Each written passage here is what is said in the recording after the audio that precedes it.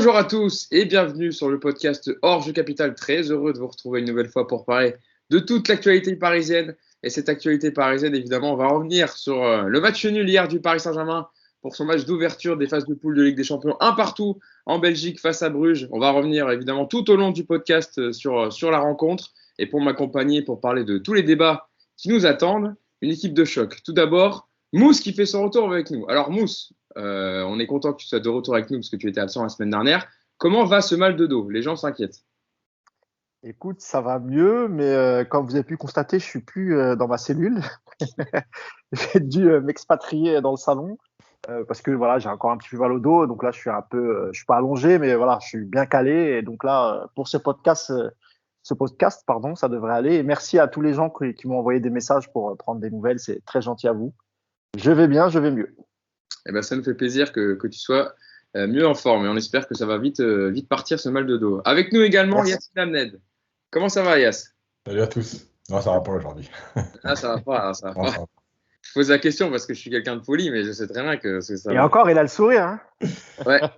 Ouais, mais Yass, il a toujours le sourire un peu ironique, un peu mesquin, donc ça cache un peu des démons qui ont apparu hier entre 21h et 23h. Donc on va revenir évidemment. Yacine, est-ce que tu t'es refait le match? Ouais. Ah, donc là, tu as toutes les images en tête. Ouais, parce que en fait, je voulais préparer la minute et je pense que c'est une minute de 2 heures à peu près qui devrait y avoir. Au début, hein, évidemment, il parle de la minute de coach Yacine. Au début, c'était vraiment une minute, hein, c'était 3-4 minutes. Ensuite, c'est parti sur 5-10, après 20-25, puis là, bah, vous aurez peut-être 2 heures un jour. Ah, Donc, peut-être qu'on leur nommera l'heure de Yacine, hein, l'heure de coach. Faut qu'on le rebaptise. On va réfléchir à un autre titre. Ouais. Ouais, c'est clair. On va retravailler le titre, hein, parce que là, ça va plus. Publicité mensongère.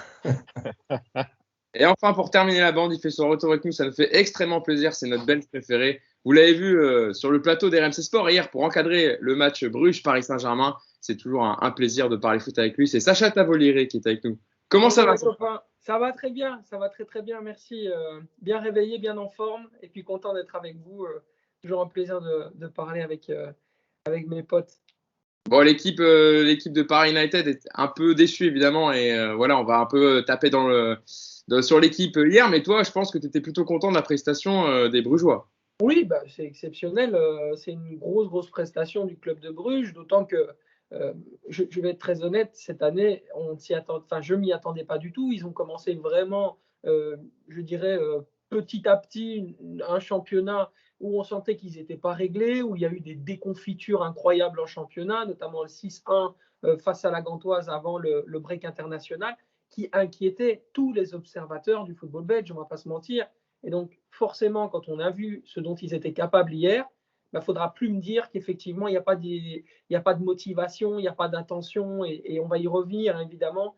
Mais ce club de Bruges est capable de faire beaucoup mieux que ce qu'ils ont montré en début de saison en Pro League, et on l'a vu hier soir. Bon, ils sont quand même leaders pour l'instant du Jupiler League, Bruges, avec 14 points. Oui, ils sont leaders, mais ils sont leaders en étant moyens, vraiment. Et quand tu vois ce dont ils sont capables dans le jeu et justement dans l'animation, honnêtement, ils peuvent terminer le championnat en avril, hein, s'ils le souhaitent en Belgique. Bon, voilà, on va revenir évidemment sur le match. Malgré la première très attendue de sa triplette Mbappé, Messi, Neymar en attaque, le PSG donc a manqué sa rentrée en Ligue des Champions. Score final 1-1 contre les joueurs du FC Bruges en grande forme hier soir, Sacha le disait, qui ont peu à peu pris la confiance au fil du match, bien soutenu par un stade, on dit comment, Jan Breydel Stadium. Jan Breydel Stadium en fusion. À la fin, vraiment, il y avait une super ambiance au stade et ça a bien aidé les joueurs de Philippe Clément. Et donc, les conséquences au classement pour cette première journée de phase de poule dans ce groupe A, avec la victoire de Manchester City 6-3 contre Leipzig, hein, malgré le triplé de Christopher Nkunku, ça n'a pas suffi à battre les Citizens. Donc, Manchester City est leader de sa poule avec 3 points. Et puis, le PSG et Bruges suivent derrière à 1 point et Leipzig commence mal avec 0 points et différence de but de -3. Alors, on va revenir évidemment sur le match. Donc, au début, le Paris Saint-Germain s'était montré plutôt clinique dans ce début de match en faisant mouche sur sa première frappe cadrée, avec cette reprise d'Ander Herrera bien servie par Kylian Mbappé, mais n'est parvenu à conserver son avantage que 12 petites minutes. Un dédoublement d'Edouard Sobol dans le dos d'Achraf Hakimi et une frappe gagnante du capitaine Van Aken ont sanctionné des largesses défensives parisiennes beaucoup trop récurrentes dans ce match. Les déséquilibres des Parisiens, je pense qu'il sera un des thèmes du podcast. Déjà, avant de rentrer dans le cœur du sujet et dans les débats qui vont nous animer, Yacine, après voilà, avoir revu le match cette nuit, etc., qu'est-ce qui te vient à l'esprit? Je voulais vous poser la question, mais j'ai pas eu le temps de vous le poser sur le groupe WhatsApp. Mais qu'est-ce que tu as retenu du match d'hier vraiment qui t'a surpris? Je vais pas dire choqué des Parisiens, mais vraiment qui t'a titillé parce qu'il y a eu beaucoup de choses qui nous ont déçus. Quel est le premier truc, toi, que tu retiens après ce match contre Bruges? Ce que je retiens, c'est que moi, je ne sais pas ce que veut faire Paris. Je ne sais pas si c'est une équipe de possession, de transition, de contre-attaque, de contre-pressing. Je ne sais pas si l'équipe veut jouer haut ou veut s'ouvrir des espaces. Je ne sais pas. Voilà, moi, je ne connais pas l'identité de cette équipe. On reviendra sur Pochettino après. Mais moi, je veux bien qu'on nous explique qu'il faille du temps, que c'était la première du trio, etc. Mais en fait, encore une fois, ce que j'explique régulièrement, l'idée globale, c'est pas une question de temps ou une question de trio. Après, oui, les affinités, les automatismes, etc., ils se créent au fur et à mesure. Mais l'idée de jeu, elle est pas dépendante du trio. Elle est juste dépendante du coach et de ce qu'il veut faire avec un collectif. Et ce que j'ai vu moi en face, c'est une équipe avec des idées. Voilà, des idées de jeu claires, précises, le milieu de terrain, les circuits de passe, comment aller chercher les attaquants. Voilà, et c'est la différence. Après, on peut tout dire, hein, que Bruges, ils étaient surmotivés parce que c'est le PSG, que Bruges, évidemment, comme Lille, par exemple, la veille, quand c'est la Ligue des Champions, bah, on a une capacité de concentration qui est plus importante parce qu'on ne veut pas être ridicule aux yeux de l'Europe, etc. Par exemple, Sacha parlait du 6-1 en championnat belge. Oui, le 6-1, il fait mal, mais il n'a pas de résonance européenne. Là, tu te dis, si tu prends une grosse gifle, ça a une résonance européenne. Donc, tu as une capacité de concentration qui est élevée. Mais tout ça, ça n'explique pas la prestation du PSG. Voilà. Et la dernière chose, le point essentiel, c'est que l'état d'esprit. Voilà. Moi, je veux bien qu'on m'explique. Le déchet, il n'y a pas de problème. Moi, j'ai vu des joueurs exceptionnels avoir du déchet dans ma vie. J'ai quand même 45 ans, donc des matchs, j'en ai vu. Mais l'état d'esprit, c'est pas possible d'avoir cet état d'esprit-là. Voilà, stop. Mousse, toi, qu'est-ce qui t'a marqué hier du match, comme je posais la question à Yacine? Qu'est-ce qui t'a le plus marqué? Bah, moi, c'est ça, c'est l'état d'esprit en fait. Tu peux pas démarrer une compétition comme la Ligue des Champions en venant les mains dans les poches, les pieds dans tes chaussons, en te disant qu'en face c'est Bruges et que t'as pas besoin de te surmotiver ou de tout donner sur le terrain pour battre cette équipe de Bruges. Bruges, s'ils sont en Ligue des Champions, c'est qu'ils ont certaines qualités, ils les ont démontrées hier. Avec des joueurs quasiment inconnus. En tout cas, moi, je ne les connaissais pas, et notamment le petit numéro 10 que j'ai trouvé très très bon. Son prénom, c'est Charles, son nom de Noah Lang. famille. Charles de Ah, Ketelaere. Noah Lang. Non, Noah Lang. Alors, Noah Lang. Noah Lang. Noah Lang, voilà, c'est ça. Voilà. C'est Noah Lang. 90, Charles de Ketelaere. Voilà. Ouais, Et les deux Mousse ont été les deux. Ah oui, oui, évidemment, évidemment, évidemment. Et en face, donc on attendait évidemment le trio Neymar, Messi, Mbappé. Toute la presse en a parlé depuis le tirage au sort. On parlait plus que de ça. Même la veille, si vous lisiez un peu la presse européenne, tout le monde disait c'est la meilleure attaque du monde, etc., etc. Mais encore une fois, il suffit pas d'empiler les joueurs pour faire une équipe. Cette équipe, elle a un vrai problème de collectif. Je ne sais pas si c'est exclusivement la faute de Pochettino, parce que je pense que même pour Pochettino, c'est difficile de mettre de l'équilibre dans cette équipe parce qu'il faut soigner les égos, parce que il y a des joueurs qui sont intouchables et on l'a encore vu hier en la personne de Neymar. Moi, j'ai été vraiment choqué par son état physique, par le fait qu'il n'arrive même plus à accélérer, qu'il n'arrive même pas à passer un dribble. Moi, je suis très inquiet. Je suis très inquiet pour Neymar jusqu'à la fin de saison parce que alors, quand il est revenu, j'étais indulgent parce que, évidemment, il n'avait pas beaucoup de rythme, etc. Là, aujourd'hui, on est quand même mi-septembre. C'est très inquiétant. Et pareil, après, on reviendra sur la composition et sur toutes les lignes. Mais c'est vrai que le milieu de terrain, hier, il a quasiment pas existé. Il y a eu des changements à la mi-temps, mais ça n'a pas évolué plus que ça. Donc voilà, moi je suis vraiment inquiet et même pour le championnat, hein, on va rencontrer des équipes qui sont qui ont leur carte à jouer. Là, on a un gros match contre Lyon dimanche, sans doute avec l'absence d'Mbappé. Enfin, j'espère que c'était pas trop grave et qu'il est sorti juste par précaution. Enfin bref, il y a tout un tas de choses qui sont très très inquiétantes. Mousse, Sacha, si je peux simplement réagir à ce que tu dis, ce qui est très frappant pour moi chez Neymar, c'était cette volonté hier soir d'avoir le ballon pour montrer qu'il était là, en disant regardez, j'ai le ballon, pour le fait que les gens voient qu'il l'a en fait. C'est-à-dire qu'il y a vraiment une démarche d'ego et vraiment égoïste chez lui, en se disant je vais reculer plus bas pour montrer regardez-moi, j'ai le ballon, quoi. Il y a vraiment ça chez Neymar. Et alors que Messi, par exemple, n'a pas besoin pour se mettre dans son match de faire plus d'une ou deux passes en termes de combinaison, Neymar, on a l'impression qu'il doit réussir des choses extrêmement compliquées pour se mettre dedans. Et il a tout le temps cherché la complication. À chaque fois, il n'y avait aucune démarche de simplicité dans le jeu de Neymar et une démarche de montrer que de toute façon, dans son esprit, il était plus fort que les joueurs de Bruges. Et donc, il allait faire un crochet court, il allait faire un double passement de jambes, il allait régaler l'assistance, il allait se mettre dans son match petit à petit. Mais ça n'est jamais arrivé. On va reparler après de Neymar plus spécifiquement, Sacha. Mais toi, pareil, même question pour Yacine et Mousse. Qu'est-ce que tu retiens, toi, du match d'hier, la bonne prestation des Brugeois qui ont surpris à leur côté offensif et à jouer bien les coups en attaque? Mais effectivement, c'est vrai qu'en tant que supporter et surtout analyste parisien, je comprends votre analyse sur le Paris Saint-Germain qui n'a vraiment pas été au niveau. Ça se comprend très bien. Par contre, le club de Bruges, la façon dont ils ont pressé à chaque fois les porteurs du ballon parisien, c'était assez impressionnant. On avait des séquences défensives du côté du club de Bruges où le porteur du ballon parisien avait pratiquement 4 adversaires brugeois qui étaient amenés à l'entourer. Il y a eu également des choix tactiques qui ont été payants du côté de Philippe Clément. On peut penser justement au marquage individuel de Stanley Nsoki sur Mbappé, qui d'ailleurs n'a pas terminé le match. Et je pense que Stanley Nsoki avait à cœur de faire à cause de 2 contacts d'ailleurs avec Stanley Nsoki. 2 fois, il a pris un peu une charge par derrière. Bon, qui était pas été très solide. Mais Stanley Nsoki, hier, il a fait son match. Oui, il a fait son match et puis surtout, il a été correct. Il est resté dans les limites du football. Et on a l'habitude, en tout cas les supporters de l'OGC Nice avaient l'habitude de dire qu'il allait péter un plomb, au moins il faisait une flingue ou 2 dans chaque match. Franchement, ce n'est pas ce que j'ai vu hier soir. J'ai été assez impressionné. Il est clairement mon coup de cœur de ce match. Je l'ai mis sur Twitter un petit peu plus tôt dans la journée. Vraiment, je trouve qu'il a été dans les duels, dans l'impact, dans le leadership, justement dans la lucidité, même en fin de match où on sentait que le club de Bruges commençait un petit peu à perdre avec la fatigue évidemment et dans le fil du match et le fil de la rencontre et où on sentait qu'il pouvait craquer. Lui s'est révélé vraiment dans ces derniers instants être un leader pour cet effectif alors qu'il vient à peine d'arriver. Donc c'est assez annonciateur de choses positives.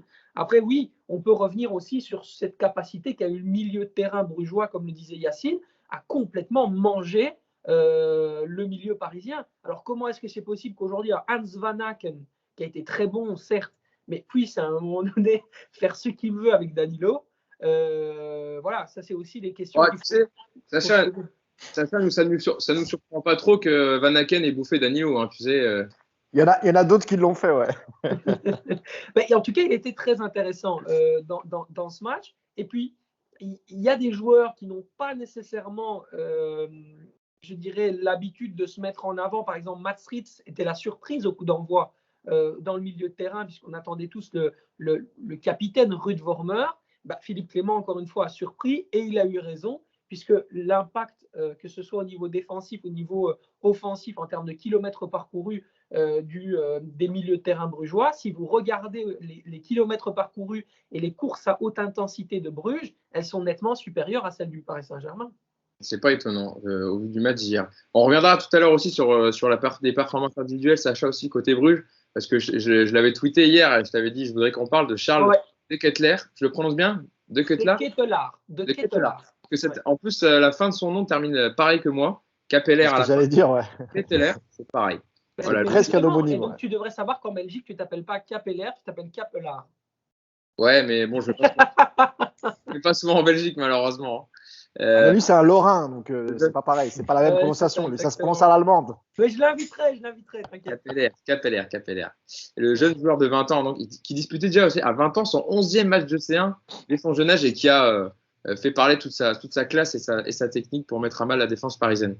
Yacine, il y a quand même un débat sur lequel je veux revenir et qui a marqué les observateurs de foot hier. On en a parlé avant le match, c'était le déséquilibre. C'est que Pochettino trouve la bonne formule pour trouver l'équilibre entre ces 3 joueurs de devant et le reste de son équipe. Je rappelle la compo, pour ceux qui nous écoutent. Navas donc, avait été choisi par Pochettino avec Donnarumma, donc, qui retrouve une place de remplaçant après avoir été titulaire contre Clermont. Hakimi, Marquinhos, Kimpembe, Diallo pour composer la défense à 4. Paredes, Wijnaldum, Herrera, je le rappelle, avec la suspension de Idrissa Gueye et la blessure de Marco Verratti. Et puis devant Messi, Mbappé, Neymar, la première du trio, avec la suspension aussi d'Angel Di Maria. C'est vrai on a vu un peu les mêmes problèmes récurrents, Yacine, qu'on voit habituellement, c'est difficulté à défendre sur chaque transition adverse, mauvaise couverture défensive des ailiers, et puis on parlera après de l'attaque, mais en tout cas déjà de ce point de vue-là, l'équilibre clairement il n'a pas été trouvé, et Bruges en a bien profité. Ouais, l'équilibre n'a pas été trouvé parce que, alors déjà, tu défends à 7. Voilà, c'est simple. Ouais, Alors, évidemment, il y en a qui vont me dire, ah, t'as pas vu Neymar, il s'est replacé 2 fois. Bon, bref. Sur 90 minutes, tu défends à 7. La deuxième chose, c'est que dans ces 7-là, tu as en plus des joueurs qui sont défaillants. Paredes, son match, il est juste catastrophique. Mais, encore une fois, Paredes, moi, je l'ai défendu parce que, évidemment, tout le monde le sait, moi, j'aime les joueurs de football à la base. Mais à un moment donné, Paredes, dans tous les matchs, et je ne dis pas les gros matchs, dans tous les matchs où il y a eu de l'intensité et de la densité au milieu, il n'existe pas. Voilà. Donc à un moment donné, il faut ouvrir les yeux et se dire stop. Voilà, ce n'est pas un joueur de très haut niveau. C'est un très bon joueur, c'est un joueur élégant, c'est tout ce qu'on veut. Peut-être dans une autre organisation. Là, aujourd'hui, quand il y a de la densité et de l'intensité au milieu de terrain, il ne peut rien faire. En plus, hier, alors son contrôle de la semelle sud-américain, là, où il ne regarde pas le ballon, il fait une faute, il a 2 doigts du rouge. C'est insupportable. Ça illustre bien ce que disait Sacha tout à l'heure, le gros pressing des Brugeois, parce que là, c'est clairement une paire de balles et il est obligé de faire faute parce que sinon, derrière, il y a but. Enfin, il y a en tout cas, il y a un contraint. Quoi. Et comme heureusement, Marquinhos est derrière. Sinon, c'est carte rouge dernièrement. Ouais, exactement. Ouais. C'est ce qui le sauve, justement. Ouais. Cette façon de se regarder jouer, c'est insupportable. Voilà. Ensuite, il y a d'autres problèmes, mais je vais revenir sur un truc que j'avais dit au départ quand on avait parlé du fameux trio. Moi, j'ai dit, déjà, il y a un problème de cohérence. On en avait parlé avant que Messi arrive, parce que quand il y a eu les rumeurs, on disait, ouais, Messi, est-ce qu'il va apporter machin. Déjà, un problème de cohérence. Si tu joues avec Messi, il faut que tu aies le ballon et que tu joues très haut. Si tu joues avec Mbappé, on le sait, il vaut mieux que tu joues un peu plus bas. Donc déjà, il y a un problème d'organisation. Pour qui tu joues? Ça, c'est la première chose.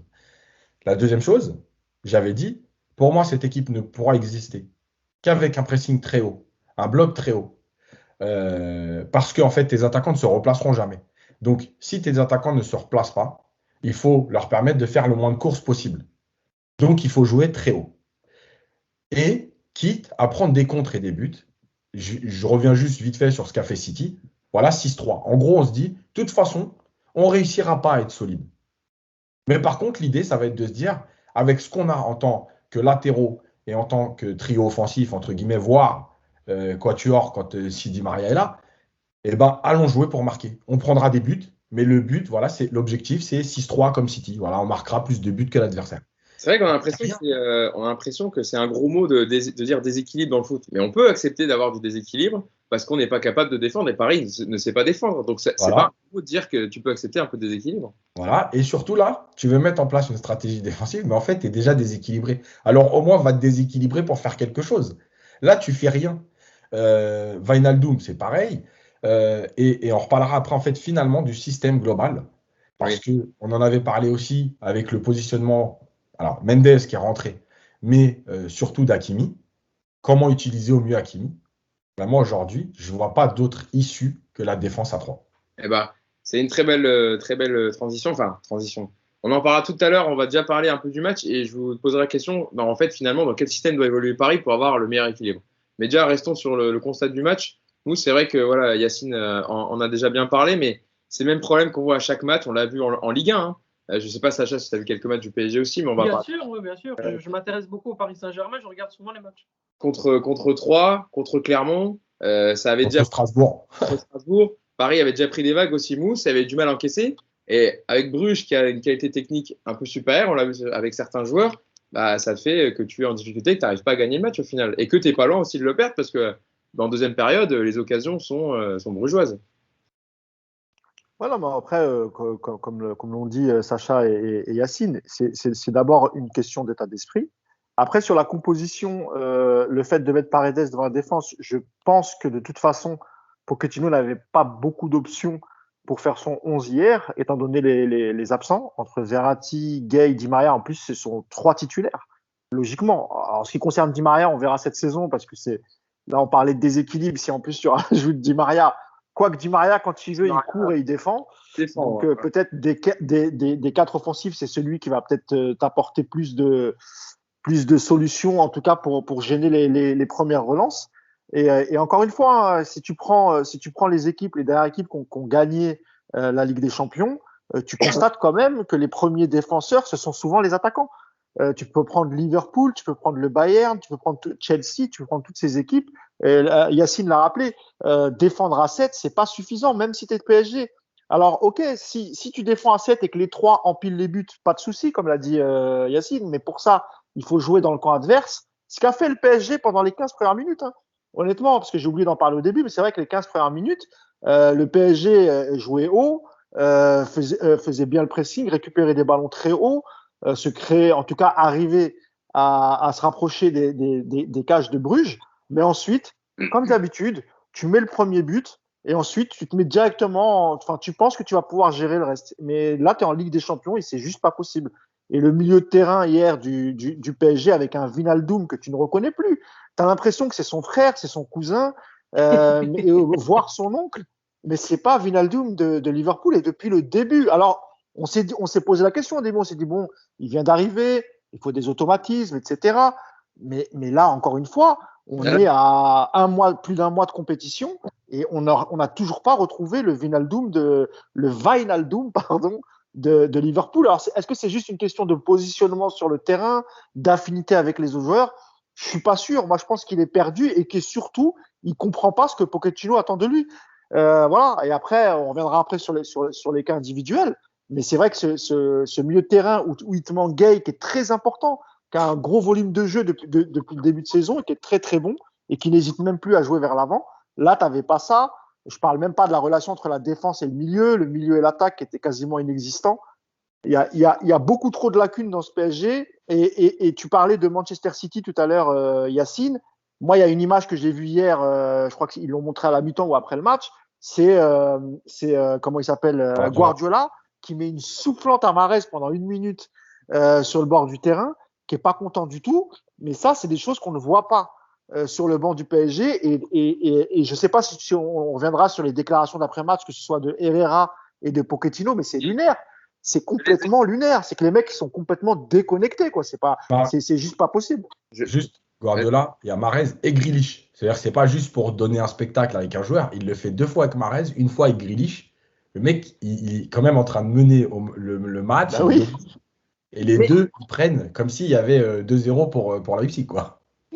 Les amis, moi, il y a 2 choses dans ce que dit Mousse sur lesquelles j'aimerais intervenir. D'abord, je ne sais pas si ça vous a frappé ou pas, mais sur le but, et lorsque Edouard Sobol déborde sur le côté gauche, il n'y a absolument personne qui court, mais personne. C'est-à-dire que Hakimi marche, derrière les défenseurs centraux le regardent, en se disant de toute façon, quelque part dans leur inconscient, c'est un joueur de Bruges, ça ne va pas être intéressant. Et puis qu'est-ce que ça fait? Au final, ça finit dans les pieds d'Hans Van Aken et ça fait un but partout. Mais dans leur inconscient, il y a aussi, j'ai un peu l'impression, une espèce de négligence ou une trop grosse confiance en eux qui a été justement aussi pour moi une des clés de la performance ou de la contre-performance du Paris Saint-Germain. Et alors sur Wijnaldum, il y a quelque chose de très intéressant, c'est qu'on oublie souvent que le Wijnaldum très performant de l'époque Jürgen Klopp est un Wijnaldum de système.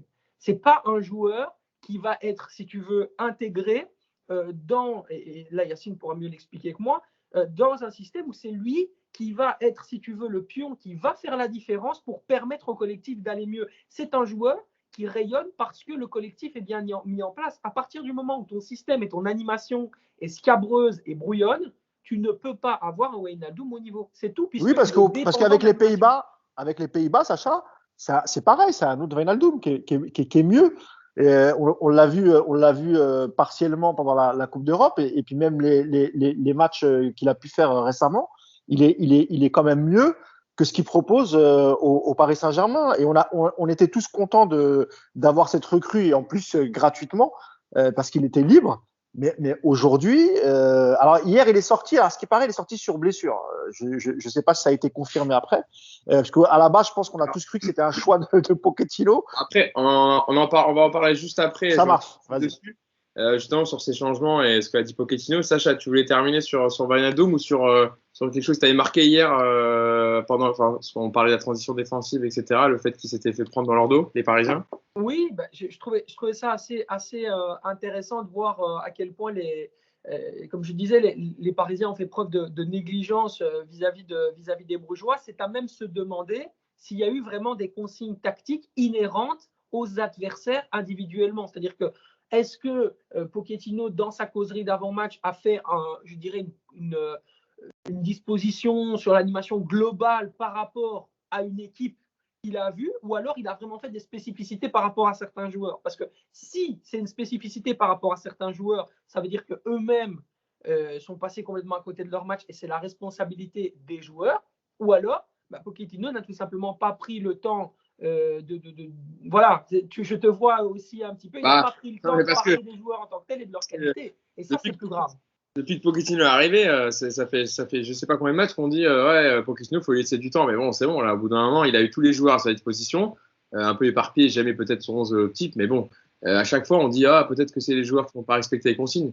Moi, je pense. Alors, dans ce cas-là, ok, partons de ce principe-là, selon moi, ils n'ont pas été assez préparés. Ils ne se sont pas assez bien préparés à cette rencontre. Après, à sa décharge, Sacha, c'est vrai qu'avec le retour tardif des Sud-Américains, par exemple, pour les matchs internationaux, c'est vrai qu'il a eu peu de temps pour préparer ce match. Mais ça n'excuse pas, évidemment que ça n'excuse pas tout, parce que même si tu n'as pas tes joueurs à disposition, tu peux quand même étudier cette équipe de Bruges. Tu nous as rappelé qu'ils avaient pris un 6-1 juste avant la trêve internationale. Ouais. Alors peut-être que lui, il est resté là-dessus en se disant, bon, Bruges, c'est une équipe moyenne, et puis j'ai pas tant besoin de travailler la partie tactique, faire des séances vidéo sur Bruges. Mais c'est vrai qu'il a pas eu son groupe à disposition pour bien préparer ce match. Mais c'est évidemment pas une excuse. Donc tu acceptes ce que je dis à demi-mot, quoi. Bien sûr, évidemment. Évidemment. Il y a beaucoup, Mousse, je sais que c'est pas une excuse, hein, tu l'as rappelé, mais il y a quand même beaucoup de coachs aussi qui ont été privés de leurs joueurs et ça les a pas empêchés de gagner le week-end dans le championnat et de faire des bonnes prestations hier aussi. Donc beaucoup de clubs ont été impactés par ces retours tardifs des internationaux, notamment sud-américains. C'est vrai, et en plus, juste pour terminer, le début de saison du PSG, on est sur la continuité en gros. On gagne des matchs, on est premier en Ligue 1, c'est vrai, mais dans le contenu, ça n'a jamais été fabuleux et on a toujours quand même émis certains doutes sur les capacités de cette équipe. Donc quoi qu'il arrive, de toute façon, voilà, on est à demi surpris, on va dire, sur le contenu. Yacine, parlons de Pochettino. On en évoquait tout à l'heure rapidement, mais là on va revenir dessus. On a vu un fait assez rare hier, et tu le soulignes souvent d'ailleurs, Yacine, pendant les débriefs. On a vu des rectifications tactiques et des changements dès la pause par l'entraîneur argentin. C'est pas souvent, c'est pour ça qu'on va le souligner, parce qu'il a noté, je vais vous donner sa déclaration, pourquoi il a fait ces changements. Et donc, dès la 39e minute, d'ailleurs, Draxler, Danilo Pereira et Icardi étaient déjà partis s'échauffer. Et puis donc, Draxler et Danilo sont rentrés en jeu à la reprise, en lieu et place de Wijnaldum et Leandro Paredes. Et puis Icardi est rentré après sur la blessure de Kylian Mbappé. Et il a expliqué pourquoi le coach parisien, et je te lance dessus après, sur ses choix assumés, mais donc pas payants en vue du match. Paredes avait pris un jaune sur une action très dangereuse et il y avait le risque qu'il se fasse expulser. Donc, ce serait la raison des sorties de Paredes. Et Jorginho a des pépins à la cheville, tu en parlais tout à l'heure, Mousse. Depuis son départ en sélection, ça ne lui a pas permis d'être au niveau auquel nous pensions qu'il pourrait être ce soir. Et puis pour les rentrées de Draxler et Danilo, on voulait avoir plus d'énergie et de dynamisme dans ce secteur, plus de jeu aussi avec Julian, qui est capable de bien sortir les ballons. Je crois que nous avons bien réussi, puisque nous avons eu quelques occasions, malheureusement, nous n'avons pas réussi à marquer. Bon, ça, à la fin, je l'occulte, comme d'habitude, c'est du Mauricio Pochettino. Mais Yacine, sur ces changements tactiques, il a réagi, en tout cas, Pochettino, mais comme on le dit tout à l'heure, et Sacha le rappelait, avec une tactique pas préparée, des joueurs qui rentrent dans ce collectif-là ne peuvent pas apporter grand-chose. Ouais, parce que je pense qu'encore une fois, ils ne savent pas ce qu'ils ont à faire. Voilà, le problème, et je pense que ça rejoint en fait Wijnaldum, sans le dédouaner, parce que quand il a le ballon, de toute façon, il n'est pas bon.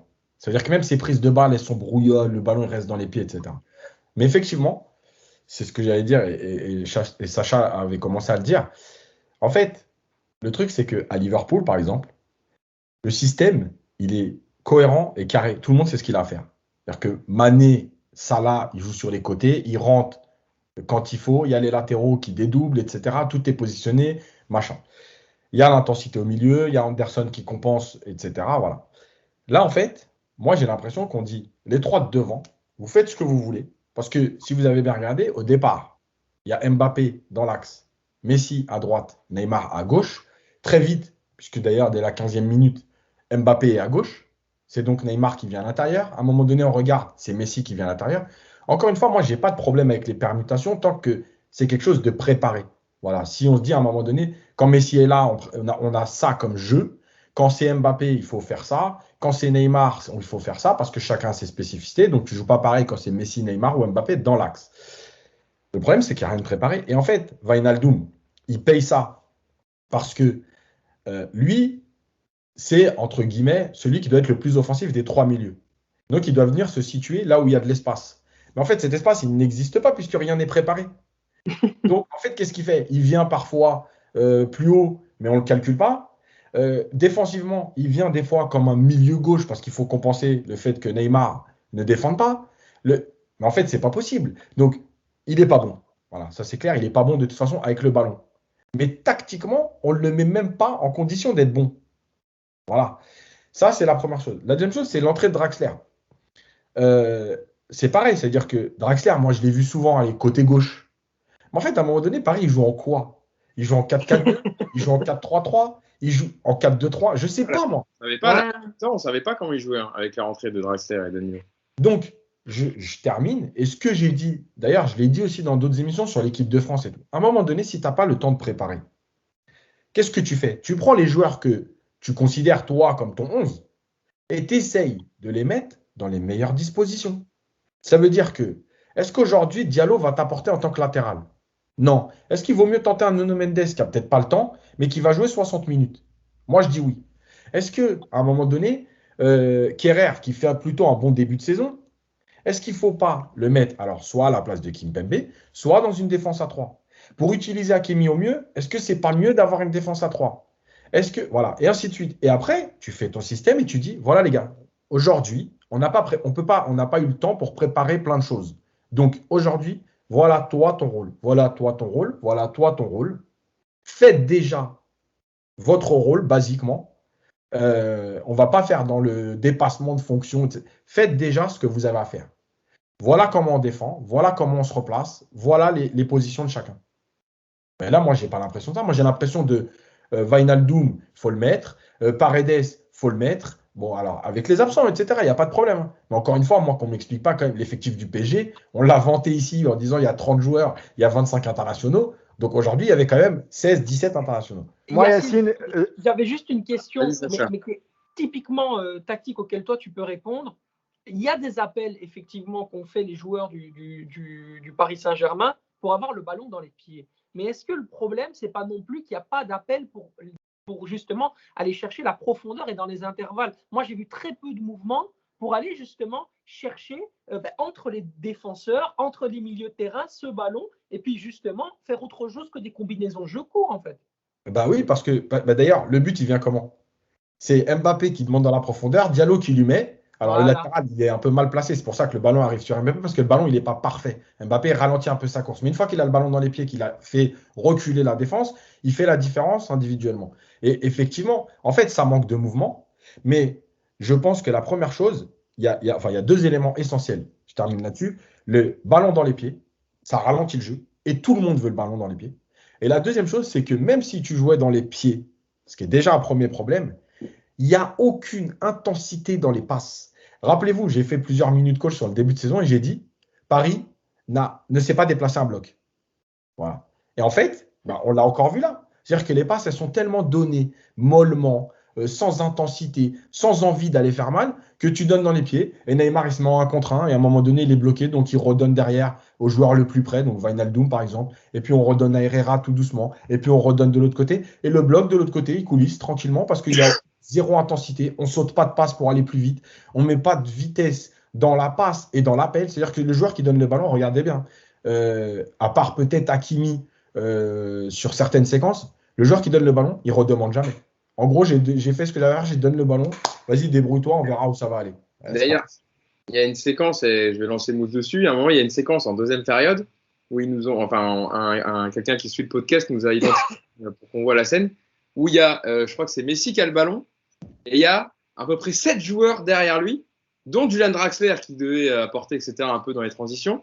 Et en fait, Messi, il n'a personne devant lui, il a juste 2 rideaux belges devant lui, deux rideaux bleus et noirs. Et il n'y a aucune solution en fait vers l'avant, alors que Paris fait un partout, quoi. Ne gagne pas 3-0 et doit gérer sur un match, quoi. Et là, c'est vraiment pour lui dire, vas-y, fais tout seul, quoi. Non, mais c'était. Ouais. Attends, juste, parce que j'ai vu Bayern-Barça, et la différence, et j'en ai parlé au Club des 5, justement, le Bayern, il y a toujours, alors, 5 joueurs devant le ballon, mais parfois 7 joueurs devant le ballon. Mais c'est pas, la différence, elle est trop énorme. Et c'est des choses qu'on voit jamais, Mousse. 7 joueurs devant le ballon à Paris, c'est vrai, contrairement au Bayern, où tu as toujours des déplacements, des propositions, des dédoublements. Bah, chez nous, peanuts, quoi. Non, mais moi, je pense que Pochettino, il est bridé, en fait. Moi, je reste persuadé, j'ai toujours dit que pour moi, c'est un bon coach. Preuve en est, faut voir ce qu'il a fait du club de Tottenham. Il a réussi à l'intégrer au Big Five, Big Four, comme vous voulez, ces dernières années, avant qu'il ne quitte le club. Et moi, je pense tout simplement qu'il est bridé, qu'il peut pas mettre ses idées en place. Et encore une fois, on reparlait de l'exemple entre Mahrez, Grealish et Guardiola. Pochettino, il sait très bien que ça, il peut pas le faire. D'ailleurs, honnêtement, là, on parle de Messi, mais bon, hier, Messi, tu vois, malgré tout, il marche sur le terrain, c'est vrai, mais bon, il lâche le ballon plus vite, il a quand même quelques occasions, il arrive quand même à faire certaines choses. Voilà, et pourtant, tu vois, il n'est pas encore vraiment acclimaté ni à ce championnat, ni à cette équipe. Mais voilà, tu peux quand même voir certaines choses positives dans le jeu de Messi. Pas énormément, mais hier, tu vois, s'il met son petit enroulé, ça peut peut-être changer un peu les choses. Je reviens un peu sur le cas Neymar. Si offensivement tu devais changer quelque chose hier, il me semble que pour moi c'était Neymar avant la blessure d'Mbappé. Hein. C'était Neymar qu'il fallait sortir. Or, je pense, et ça c'est le problème de tous les coachs qu'on a eu au Paris Saint-Germain, que ce soit Unai Emery, Tuchel et aujourd'hui Pochettino, ils n'ont pas les moyens si tu veux, de mettre en place ce que eux ont envie. Là, tu parlais de la défense à 3. Moi, je pense que l'arrivée de Ramos, peut-être, ça a germé dans son idée de se dire, OK, on va faire une défense à 3 pour pouvoir exploiter au mieux le jeu sur les côtés, et notamment avec Hakimi et aujourd'hui Nuno Mendes, qui hier, en 10 minutes, 15 minutes, a montré quand même de quoi espérer pour l'avenir. Je pense que Diallo, on ne le reverra plus parce que au vu du match de Diallo hier, même si c'est pas son poste et qu'il dépanne, c'est très bien, mais c'est beaucoup trop limité. Et ce qu'a montré Nuno Mendes sur une accélération hier, bon, on s'est tous dit, bon, on a un petit peu d'espoir. Ça y va, hein. Et tu vois, bien sûr, tu parlais de Kerrer tout à l'heure, Yacine. Moi, je pense que Pochettino, il veut pas mettre Kerrer parce qu'il a peur et il se dit que c'est pas, tu vois, en termes de sécurité, c'est pas suffisant. Peut-être il attend. C'est rassurant. Non, mais je dis pas. Alors, Kimpembe, tu vois, on l'a dit depuis le début. Il est dans la continuité de son Euro. Il est pas bien. Ça se voit. On l'a encore vu hier. C'est pas le pire. C'est pas le pire. C'est pas le pire. Et puis quand il est accompagné de Marquinhos, ça va un peu mieux. Mais quand il est en charnière avec Kerrer était meilleur. Donc tu vois, il est vraiment pas bien. Ça c'est sûr. Moi je me dis que sur cette défense à 3, il attend que Ramos soit rétabli parce que pour lui c'est un gage de sécurité. Et après peut-être qu'il pourra exploiter mieux les côtés avec un Nuno Mendes et avec un Hakimi qui vont jouer un peu plus haut dans un vrai rôle de piston. Mais c'est vrai que dans le 4-3-3 avec les joueurs qu'on avait hier, c'est juste pas possible. Vous avez rappelé le milieu de terrain il y a pas si longtemps que ça. Donc ouais, il faut vraiment changer l'état d'esprit, travailler un peu plus, parce que tu as l'impression que même physiquement, tu as l'impression qu'ils sont pas opérationnels, quoi. Tu l'as dit, ils marchaient un petit peu, les passes elles sont molles, il n'y a pas d'intensité, les circuits de passe, bon déjà il n'y en a pas, les transitions rapides ça n'existe pas. T'as l'impression que les mecs au milieu de terrain un peu technique, Neymar, il va essayer de se débrouiller pour passer la défense en revue et tout faire tout seul, ou essayer de trouver Mbappé sur une accélération. Mais c'est pas suffisant. Il n'y a pas de jeu collectif dans cette équipe. Avant qu'on passe au trio de devant, Sacha, je voulais te poser la question. Ça nous intéresse d'avoir ton regard dessus parce que Mousse en parlait. On en a déjà parlé pendant plusieurs podcasts. Est-ce qu'en fait l'équipe du PSG actuelle avec ses stars est inentraînable? Est-ce que ça se dit? Oui, inentraînable. Est-ce qu'elle est ingérable, on va dire, tactiquement? Je ne parle pas ingérable pour les égos, parce que ce n'est pas des joueurs bêtes. Mais est-ce que c'est difficile de mettre… En fait, c'est impossible de mettre en place, à l'image de Thomas Tuchel, qu'on l'a vu, même s'il a fait 6 premiers très bons mois, après n'a pas pu mettre en place ce qu'il voulait. Et là, on le voit à Chelsea, ça marche très très bien, parce qu'il y a peut-être des joueurs avec des moins forts égos, mais qui s'adaptent plus dans son système, ce qu'il veut mettre en place. Est-ce qu'en fait, pour Pochettino, parce que Pochettino va avoir le même problème, et ça va finir sur pareil avec Tourelle? Je pense qu'il faut d'abord reprendre la base. La base, c'est qu'un entraîneur doit posséder des leaders qui doivent lui permettre à d'autres joueurs qui doivent assumer aussi le rôle de porteur d'eau, de bon équipier, pour ensuite pouvoir créer une espèce de synergie collective. Ça, c'est la première chose. Pour moi, ça, c'est la base de toute équipe performante. Et dans l'histoire du football, si vous reprenez, il y a toujours eu des équipiers qui ont accepté ce rôle et il y a toujours eu des leaders qui ont porté l'équipe. Ici, il y a trop de leaders. Il y a trop d'ego. Il y a trop de joueurs qui ont leur personnalité, qui souhaitent montrer par eux-mêmes ce dont ils sont capables et ce qu'ils peuvent justement mettre en avant sur le terrain en termes de qualité, en termes de personnalité, voilà, en termes d'ego aussi. Et donc, le seul problème, c'est que le manager, justement, c'est un manager, ce n'est pas un coach. Je pense que Pochettino, dans une équipe qui est plus petite, est très intéressant parce que lui, justement, il n'y a pas en fait cette notion d'ego dans les plus petites équipes. Quand il a repris Tottenham, ce n'était pas une équipe avec énormément de stars. Et donc forcément, il a pu modeler des joueurs. Et ça, c'est là où il est très fort, Pochettino. Quand il peut, si tu veux, façonner les joueurs selon ses idées. Le seul problème, c'est que les joueurs qu'il a sur le terrain ou avec le Paris Saint-Germain sont déjà façonnés, ont déjà leur histoire, ont déjà leur personnalité et leur ego. Donc aujourd'hui, c'est impossible pour Pochettino de pouvoir faire ce qu'il a dans sa tête avec ces joueurs-là. Il fait de l'adaptabilité par rapport à ces individualités. C'est uniquement ce qui arrive. Et donc forcément, ce qu'il fait, c'est de la gestion humaine, c'est de la communication et c'est, je dirais, aussi de la gestion d'ego. Mais il ne peut pas faire plus parce qu'en fait, la structure est quelque part le Paris Saint-Germain tel qu'il est établi et tel qu'il est aujourd'hui, il est ingouvernable. Et c'est impossible en fait d'avoir un projet de jeu avec autant de stars comme ça. C'est pas possible. Il n'y a qu'à FIFA que ça arrive, mais dans le monde réel, ça n'existe pas. Mais il paraît qu'hier, Antonio Conte, qui est consultant, je crois, sur la Sky, a dit ça. On lui a posé la question de savoir si c'était facile de trouver un équilibre dans cette équipe. Et il a dit non, mais c'est pas la faute de Pochettino parce que je pense qu'il n'y a aucun entraîneur qui serait capable de trouver un équilibre avec cet effectif-là. Si Antonio Conte dit ça, bon, voilà. Bien sûr. Et tu dois demander des sacrifices à des joueurs. Tu dois leur demander de faire du travail en amont. Tu dois leur demander du travail sale, pas du travail propre. Voilà. Et qui va engager parmi Neymar, Messi, Mbappé du travail sale pour revenir? Moi, je pense que personne ne va le faire durant la saison. Marquinhos, avant la rencontre, a dit s'il faut remonter les bretelles, je le ferai. Si je me rends compte que les mecs devant font pas le taf, j'irai leur parler, etc. Mais il a vous l'avez vu hier Ça n'a rien à voir. C'est pas possible. Ah ouais. C'est le capitaine pourtant. Donc voilà, c'est aussi. Ouais, moi, j'adore Marquinhos. Et hier, il a plutôt pour moi sauvé un peu la baraque parce qu'il est toujours sérieux, il est toujours motivé. Mais le problème, c'est que ce soit l'entraîneur ou ton capitaine, tu peux pas parler à ces joueurs. Et encore, je mets même pas Mbappé parce qu'Mbappé, il a fait ce qu'il a pu.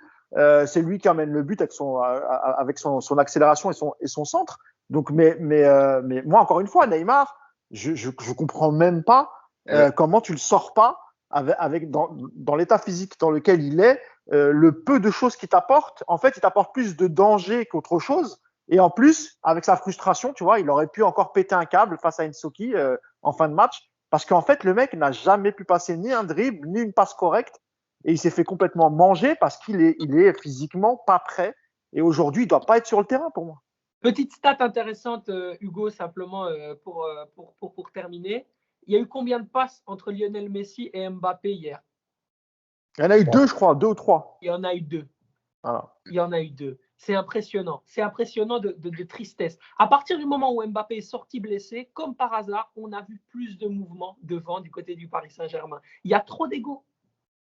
Justement, vous avez commencé à l'évoquer, Sacha et Mousse, et je vais me tourner vers Yacine parce qu'on va enfin parler du trio Mbappé, Messi, Neymar qui est aligné donc pour la première fois ensemble titulaire. Toute l'Europe du football attendait ça. Ça me fait penser, Mousse, quand tu as dit tout le monde nous les envie, à la une de l'équipe avant l'Euro, où il y avait Griezmann, Mbappé, Benzema, et tout le monde nous les envie.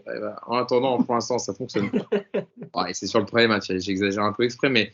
Donc Yacine, ils ont joué 50 minutes ensemble avant la sortie sur blessure de Kylian Mbappé. Sur le plan comptable, on va dire, seul Mbappé a pesé sur le résultat avec une très belle passe décisive à destination d'Herrera, parce que c'est quand même lui qui fait tout le travail, l'élimination en 1 contre 1, puis la petite passe en retrait. Et pour le reste, pas grand-chose à se mettre sous la dent, parce qu'on a vu quoi allez, voilà, 2 passes entre Mbappé et Messi, une barre transversale de Messi sur un service de Neymar en fin de première période, et un numéro de soliste de la Pulga dans la surface en fin de match, avant que son tir ne soit stoppé par Simon Mignolet. C'est quand même très peu pour une première, Yacine, t'es d'accord, on est déçus. Bon, on est très déçus, mais alors, déjà, je précise une chose, tout le monde ne les envie pas. Je pense que tout le monde les attendait pour défoncer le PSG. C'est pas pareil. Non, mais je te le dis. Parce qu'en vérité, tout le monde sait qu'il y a très peu de chances que ça fonctionne, entre guillemets, parfaitement, comme par exemple Messi, Suarez, Neymar à l'époque, comme Firmino, Mané, Salah, quand ils ont gagné la Ligue des Champions. En fait, tout le monde sait que ça ne va pas fonctionner comme ça. Après, Ou derrière, comme là, Ronaldo, Figo et Zidane. Comme Ronaldo, Bale, Benzema. Voilà. Voilà. Donc, ça, c'est la première chose. Alors, pour revenir sur le trio, le problème, c'est que il y a malgré tout, et c'est là que tu vois qu'un match, il peut aussi basculer sur presque rien. Quand Paris mène 1-0, il y a ce très bon ballon de Messi à Mbappé, et Mbappé qui tente sa chance alors que Neymar est seul devant le but. Ça peut faire 2-0 à ce moment-là. Sur 2 actions, encore une fois, ce n'est pas du tout quelque chose d'exceptionnel, travaillé. C'est un appel, Messi qui donne le ballon parfait, voilà, il n'y a pas de problème. Sauf que tu peux aussi te dire, à ce moment-là, ça peut faire 2-0. Effectivement, 2-0 dans la tête des Belges, c'est peut-être pas le même match. Ça, il n'y a pas de problème. Maintenant, tu ne peux pas t'arrêter à ça. Et ce qu'on a vu, mais je sais que les gens qui nous suivent vont dire, ah, encore Yacine, il va dire, ouais, j'avais dit. Je vous avais dit, attention qu'Mbappé ne soit pas le Cavani de Neymar et Messi. Et ben, vous regarderez certaines séquences. Je vais essayer de les montrer dans la minute coach, mais je ne vais pas pouvoir tout montrer, sinon il va falloir que je refasse le match en entier. Mais il y a des moments où Neymar a le ballon et dans son contrôle, il ne cherche que Messi. Et d'ailleurs, c'est tellement exagéré qu'il y a des passes. Alors, je vais prendre un terme de coach, parce que c'est ce qu'on explique aux gamins. Pas de passe à plat. Ce qu'on appelle la passe à plat, c'est la fameuse passe tout droit, comme ça, en plein milieu du terrain. Mais il y a au moins 4 passes de Neymar où Messi il est à 25 mètres et Neymar il cherche Messi directement comme ça. Et le ballon il est intercepté. Et d'ailleurs, en fin de match, il y en a une où il y a un contre. Et heureusement que Lang et De Ketelaere ont plus de jambes. Parce que sinon, c'est un contre qui peut faire très très mal. Ah, la dernière c'est quand seconde, Lang, quand Lang il revient, la met au compte, complètement il fait à côté, 40 ouais. mètres de course. Ouais, Voilà. je me rappelle. Ouais. Oui, effectivement. S'il a encore ce brin de lucidité pour mettre la balle dans la profondeur à De Ketelaere, au lieu de rentrer dans le jeu et de frapper et complètement dévisser, ça peut être une très belle occasion. Exactement. Et cette action-là, elle part sur une passe à l'intérieur, encore une fois. Mais c'est des passes qu'on interdit aux U11. Et les mecs font des passes de U11 parce qu'ils veulent jouer ensemble. Non, mais je crois qu'on ne se rend pas compte de ce qui se passe. Et moi, je vais terminer sur Pochettino juste par rapport au trio. Je comprends l'histoire il doit les aligner et évidemment qu'à un moment donné, tu n'as pas le choix. Maintenant, je pense que, et je suis obligé de parler d'argent, je suis désolé, quand on te donne 9 millions d'euros par an pour entraîner une équipe, moi, je suis désolé, il n'y a personne qui va me dire tu ne sors pas Neymar. Je vais m'embrouiller avec Neymar. Et si à un moment donné, le club n'accepte pas ma décision alors que Neymar est catastrophique, qu'il ne peut plus courir, qu'il n'est pas prêt physiquement, eh ben, 2 fois 9 millions, il me reste 2 ans de contrat, vous me donnez 18 millions et je vais m'entraîner ailleurs. Non, mais à un moment donné, c'est comme ça. Tu perds pas le nord, Yacine, quand même. Hein. Non, c'est pas ça que je veux dire. C'est que si tu me donnes 9 millions, c'est que tu considères que je suis l'homme qui doit permettre au club d'avoir des résultats. Si ces résultats passent par des décisions à certains moments qui vont faire mal, mais moi, je les prends. Et parce que Yacine. Ça, vous allez réagir dessus, mais Neymar, hier, sa condition physique, c'est scandaleux. Il y a une première accélération, je crois. Il essaye de déborder Mata, il me semble. Je ne sais plus si c'est Mata ou. Donne Mata. Mais qui est un latéral, si je peux me permettre, extrêmement rapide. Et Mata fait parler sa puissance, il a plus de coffre et il le rattrape. Et Neymar n'arrive même pas à le passer sur ce qui fait quand même sa force, normalement, les premiers appuis et le dribble. Et on le voit, on était quand même le 15 septembre hier. La Copa América, c'est fini depuis le 11 juillet. Par exemple, on voit d'autres joueurs qui sont revenus, Yacine, Mousse et Sacha, Casemiro, par exemple. Lui qui est en pleine possession de ses moyens, il y a un vrai décalage dans la préparation de sa nouvelle saison par rapport aux autres Brésiliens. On a prolongé Neymar. On a prolongé Neymar de 4 ans, 5 ans, je ne sais plus. 2026. 2026, donc 5 années, en sachant qu'il a joué à chaque fois des demi-saisons. d'accord, avec un salaire énorme. Et pourquoi je dis ça? Parce que moi, maintenant, honnêtement, Mbappé, dans sa tête, vous pensez vraiment que. Et c'est pas une question d'argent, hein, c'est aussi une question de jeu, tu vois, c'est pas une question de. Il a le meilleur salaire que moi, mais Mbappé, ces derniers temps, c'est lui qui sauve quasiment tout le temps le PSG. Tu vois, que ce soit en championnat, en Coupe d'Europe, il porte cette équipe, Mbappé. Aujourd'hui, il refuse de prolonger. Mais honnêtement, tes joueurs de son âge, tu as un potentiel de dingue. Tu vois, et tu vois que dans cette équipe, il n'y a rien qui se crée. Il n'y a rien. Et en plus, tu as deux mecs au-dessus de toi qui touchent beaucoup plus que toi, à qui on demande rien, à qui on laisse tout passer. Je parle surtout de Neymar, parce que Messi vient d'arriver. Mais en tout cas, sur Neymar, c'est ça. Et donc, vous pensez que lui, il a envie de continuer déjà en Ligue 1 avec une équipe où il y a un mec à qui on passe tout. Tu vois, il sort jamais, il est là sur le terrain, alors qu'on sait très bien, enfin, je veux dire, il n'est pas aveugle, Pochettino. Il voit bien que Neymar, il est hors de forme, il n'est pas prêt, il est dégueulasse, comme dirait Yacine. Je suis obligé de la placer, celle-là. Voilà, donc on se met à la place d'un mec comme Mbappé qui a une ambition de dingue. Et être ambitieux, c'est pas un gros mot, c'est plutôt bien. Le mec, c'est normal qu'il ne veuille pas prolonger et qu'il a envie peut-être de s'inscrire dans une équipe qui est beaucoup plus collective et qui lui permettra à lui d'atteindre ses objectifs personnels. Parce que dans cette équipe-là, moi, je pense qu'Mbappé, il ne peut pas atteindre ses objectifs comme le Ballon d'Or, etc. C'est pas possible, quoi. C'est juste pas possible. Sacha, tu voulais parler sur le trio avant que je redonne simplement, effectivement, je pense que Mbappé déjà j'en parlais avec Nicolas Anelka hier. Dès qu'Mbappé sort, la première chose qu'il dit, c'est dans la tête. En fait, il n'est pas blessé. Il y a quelque chose de chez les attaquants. Les attaquants savent pourquoi ils sortent à ce moment-là. Il n'est pas dans son match. Il est blessé une première fois. Ah, j'ai mal un petit peu. Et puis deuxième fois. Ah non, en fait, ça va vraiment pas. En fait, s'il est vraiment dans son match, même s'il a pris un coup, il reste. Je te promets. Et deuxième chose, à un moment donné, Neymar est absolument ingérable. Et qui va dire quoi que ce soit à Neymar? On dirait que on dirait qu'on est reparti à l'époque où Thiago Silva envoyait directement des messages à Nasser El Khelaifi il y a quelques années. Tu vois ce que je veux dire? Quand ça n'allait pas, on passait pas directement par le coach, on appelait directement le président. Neymar, il a des privilèges qui font qu'aujourd'hui, ce club aussi, ça fait partie des problèmes, est aussi ingouvernable. Voilà. C'est vrai. Merci Sacha, parce que je pense. On dirait pas un peu un abandon de Mbappé hier, de dire vraiment. Parce qu'il était gavé, Hugo. Il était gavé parce que c'est pas ce qu'il attend. Encore une fois, c'est pas ce qu'il attend. Et ce qu'a souligné tout à l'heure, je sais plus, c'est Sacha Yacine sur le fait que Neymar forçait ses passes envers Messi, etc. Et que tu as mis un petit peu de côté Mbappé. Ça, forcément, lui, ça va être le premier à le ressentir, je pense. Et encore une fois, dans ces conditions-là, il faut pas s'étonner que le gars ne veuille pas prolonger. Parce qu'il sait que lui, cette équipe, elle a pas été montée dans un projet sportif, dans une cohérence sportive, mais plus pour se dire, on a Messi, on a Neymar, on a une attaque qui claque, on va faire parler d'où dans le monde entier, on va vendre plein de maillots, etc., etc. Lui, il veut gagner des titres, lui, il a des ambitions personnelles, et je pense que, sincèrement, dans sa tête, il se dit qu'avec le PSG, c'est impossible. Yacine. Moi, je veux juste dire, c'est intéressant ce que dit Sacha, parce que l'avantage, c'est qu'il a échangé avec Anelka et il le dit. Parce que si moi, j'avais dit ça, parce que je voulais le dire, là, mais. Et en fait, le truc, c'est qu'on m'aurait dit, ah vas-y, c'est parti, Mbappé, allez, Yacine, il tape sur Mbappé. Mais l'attitude, vous savez, un joueur, franchement, qui joue sans douleur, il y en a très peu. Les joueurs, ils ont toujours un truc, un petit problème à la cuisse. Mais pour de vrai, je ne parle pas cinéma. Un petit problème à la cheville, un petit problème, un coup que tu as reçu au genou, au pied, on t'a marché sur le pied, tu joues avec tes pieds, donc c'est compliqué. Voilà. Et en fait, les joueurs, ils jouent toujours avec un problème. Quand tu sors aussi vite, le mec, il se fait marcher dessus, il lève, il dit, je sors. Mais évidemment que ça traduit autre chose. C'est pas que la douleur. Sinon, il aurait au moins fait 5 minutes en se disant, bon, voir si ça va. Bon, effectivement, ça va pas. Là, tout de suite, il s'arrête, il tombe et il dit, changement.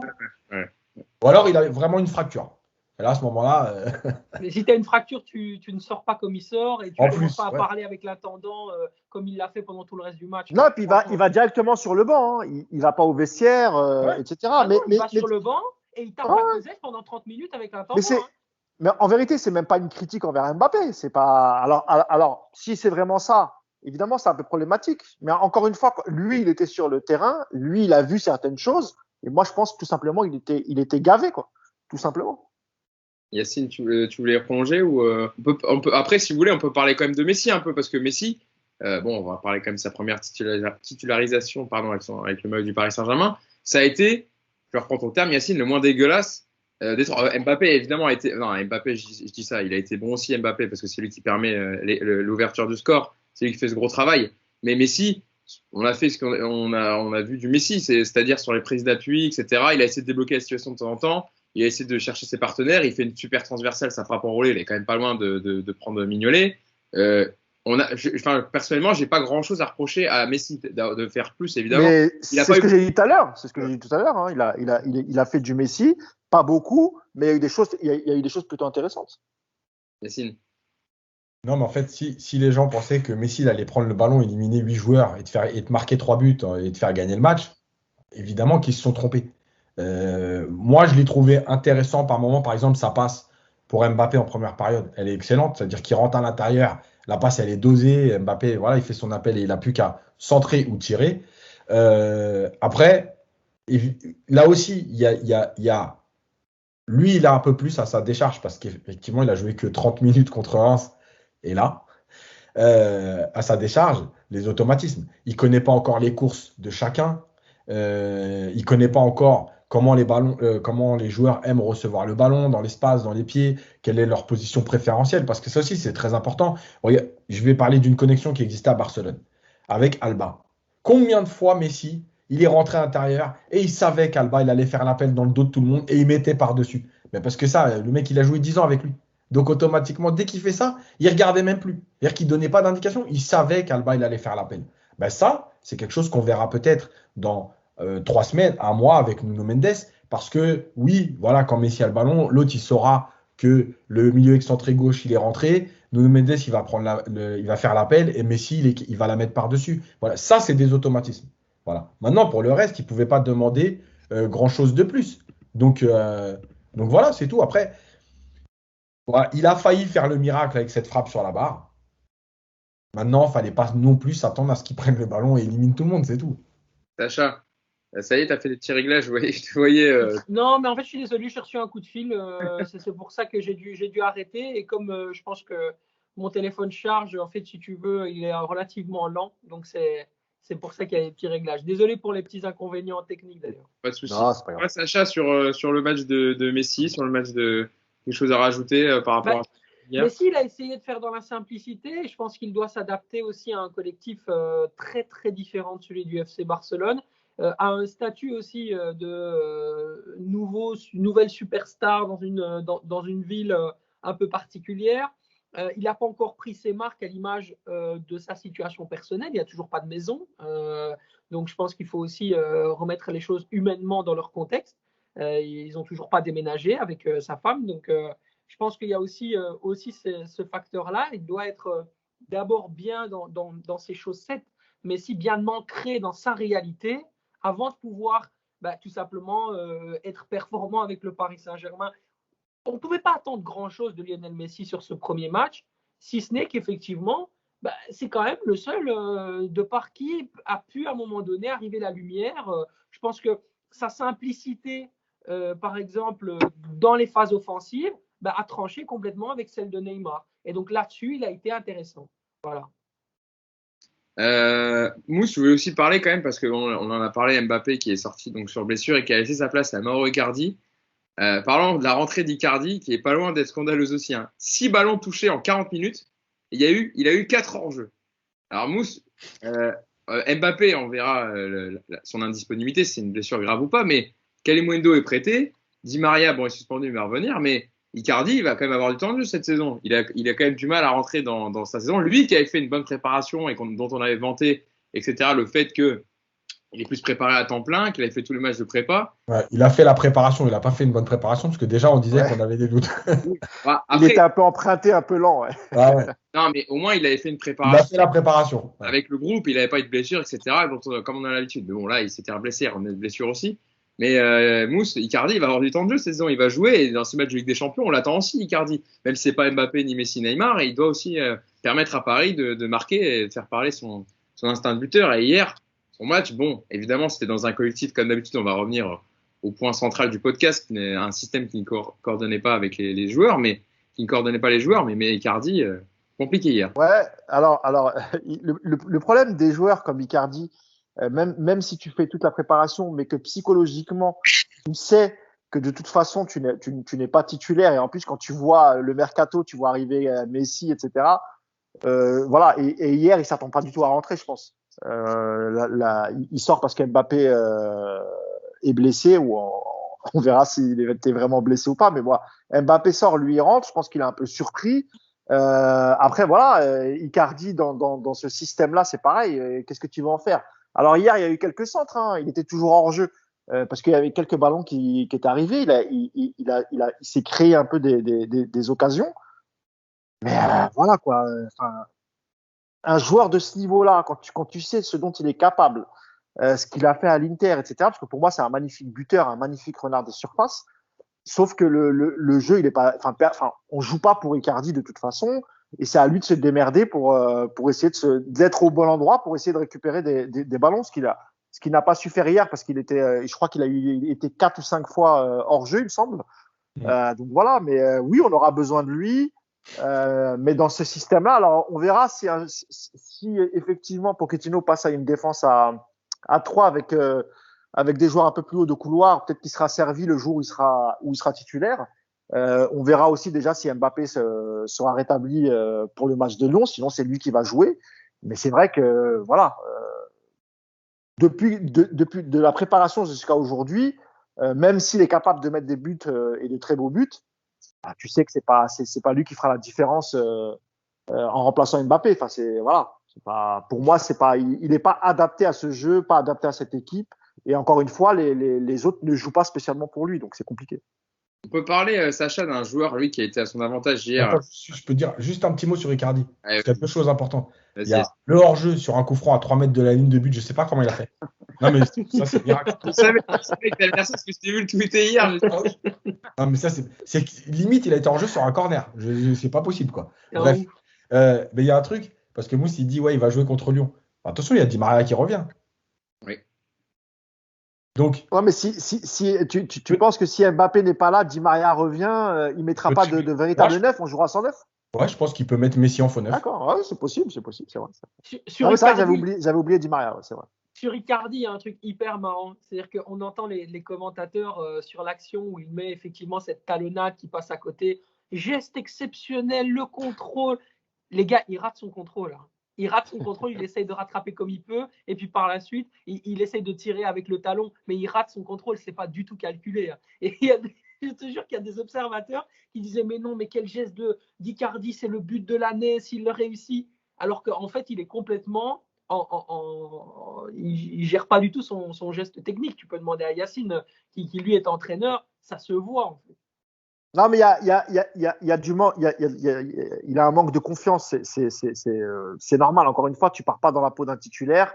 En même temps, il n'a pas eu énormément de propositions cet été pour partir, parce que moi, je suis persuadé que si par exemple la Juve avait fait tout le nécessaire pour qu'il vienne, et en plus il savait très bien qu'il allait être titulaire dans cette équipe, moi je pense qu'il serait parti, même s'il a démenti à chaque fois cet été les rumeurs de départ. Mais pour moi, ça reste quand même un très très bon joueur de surface.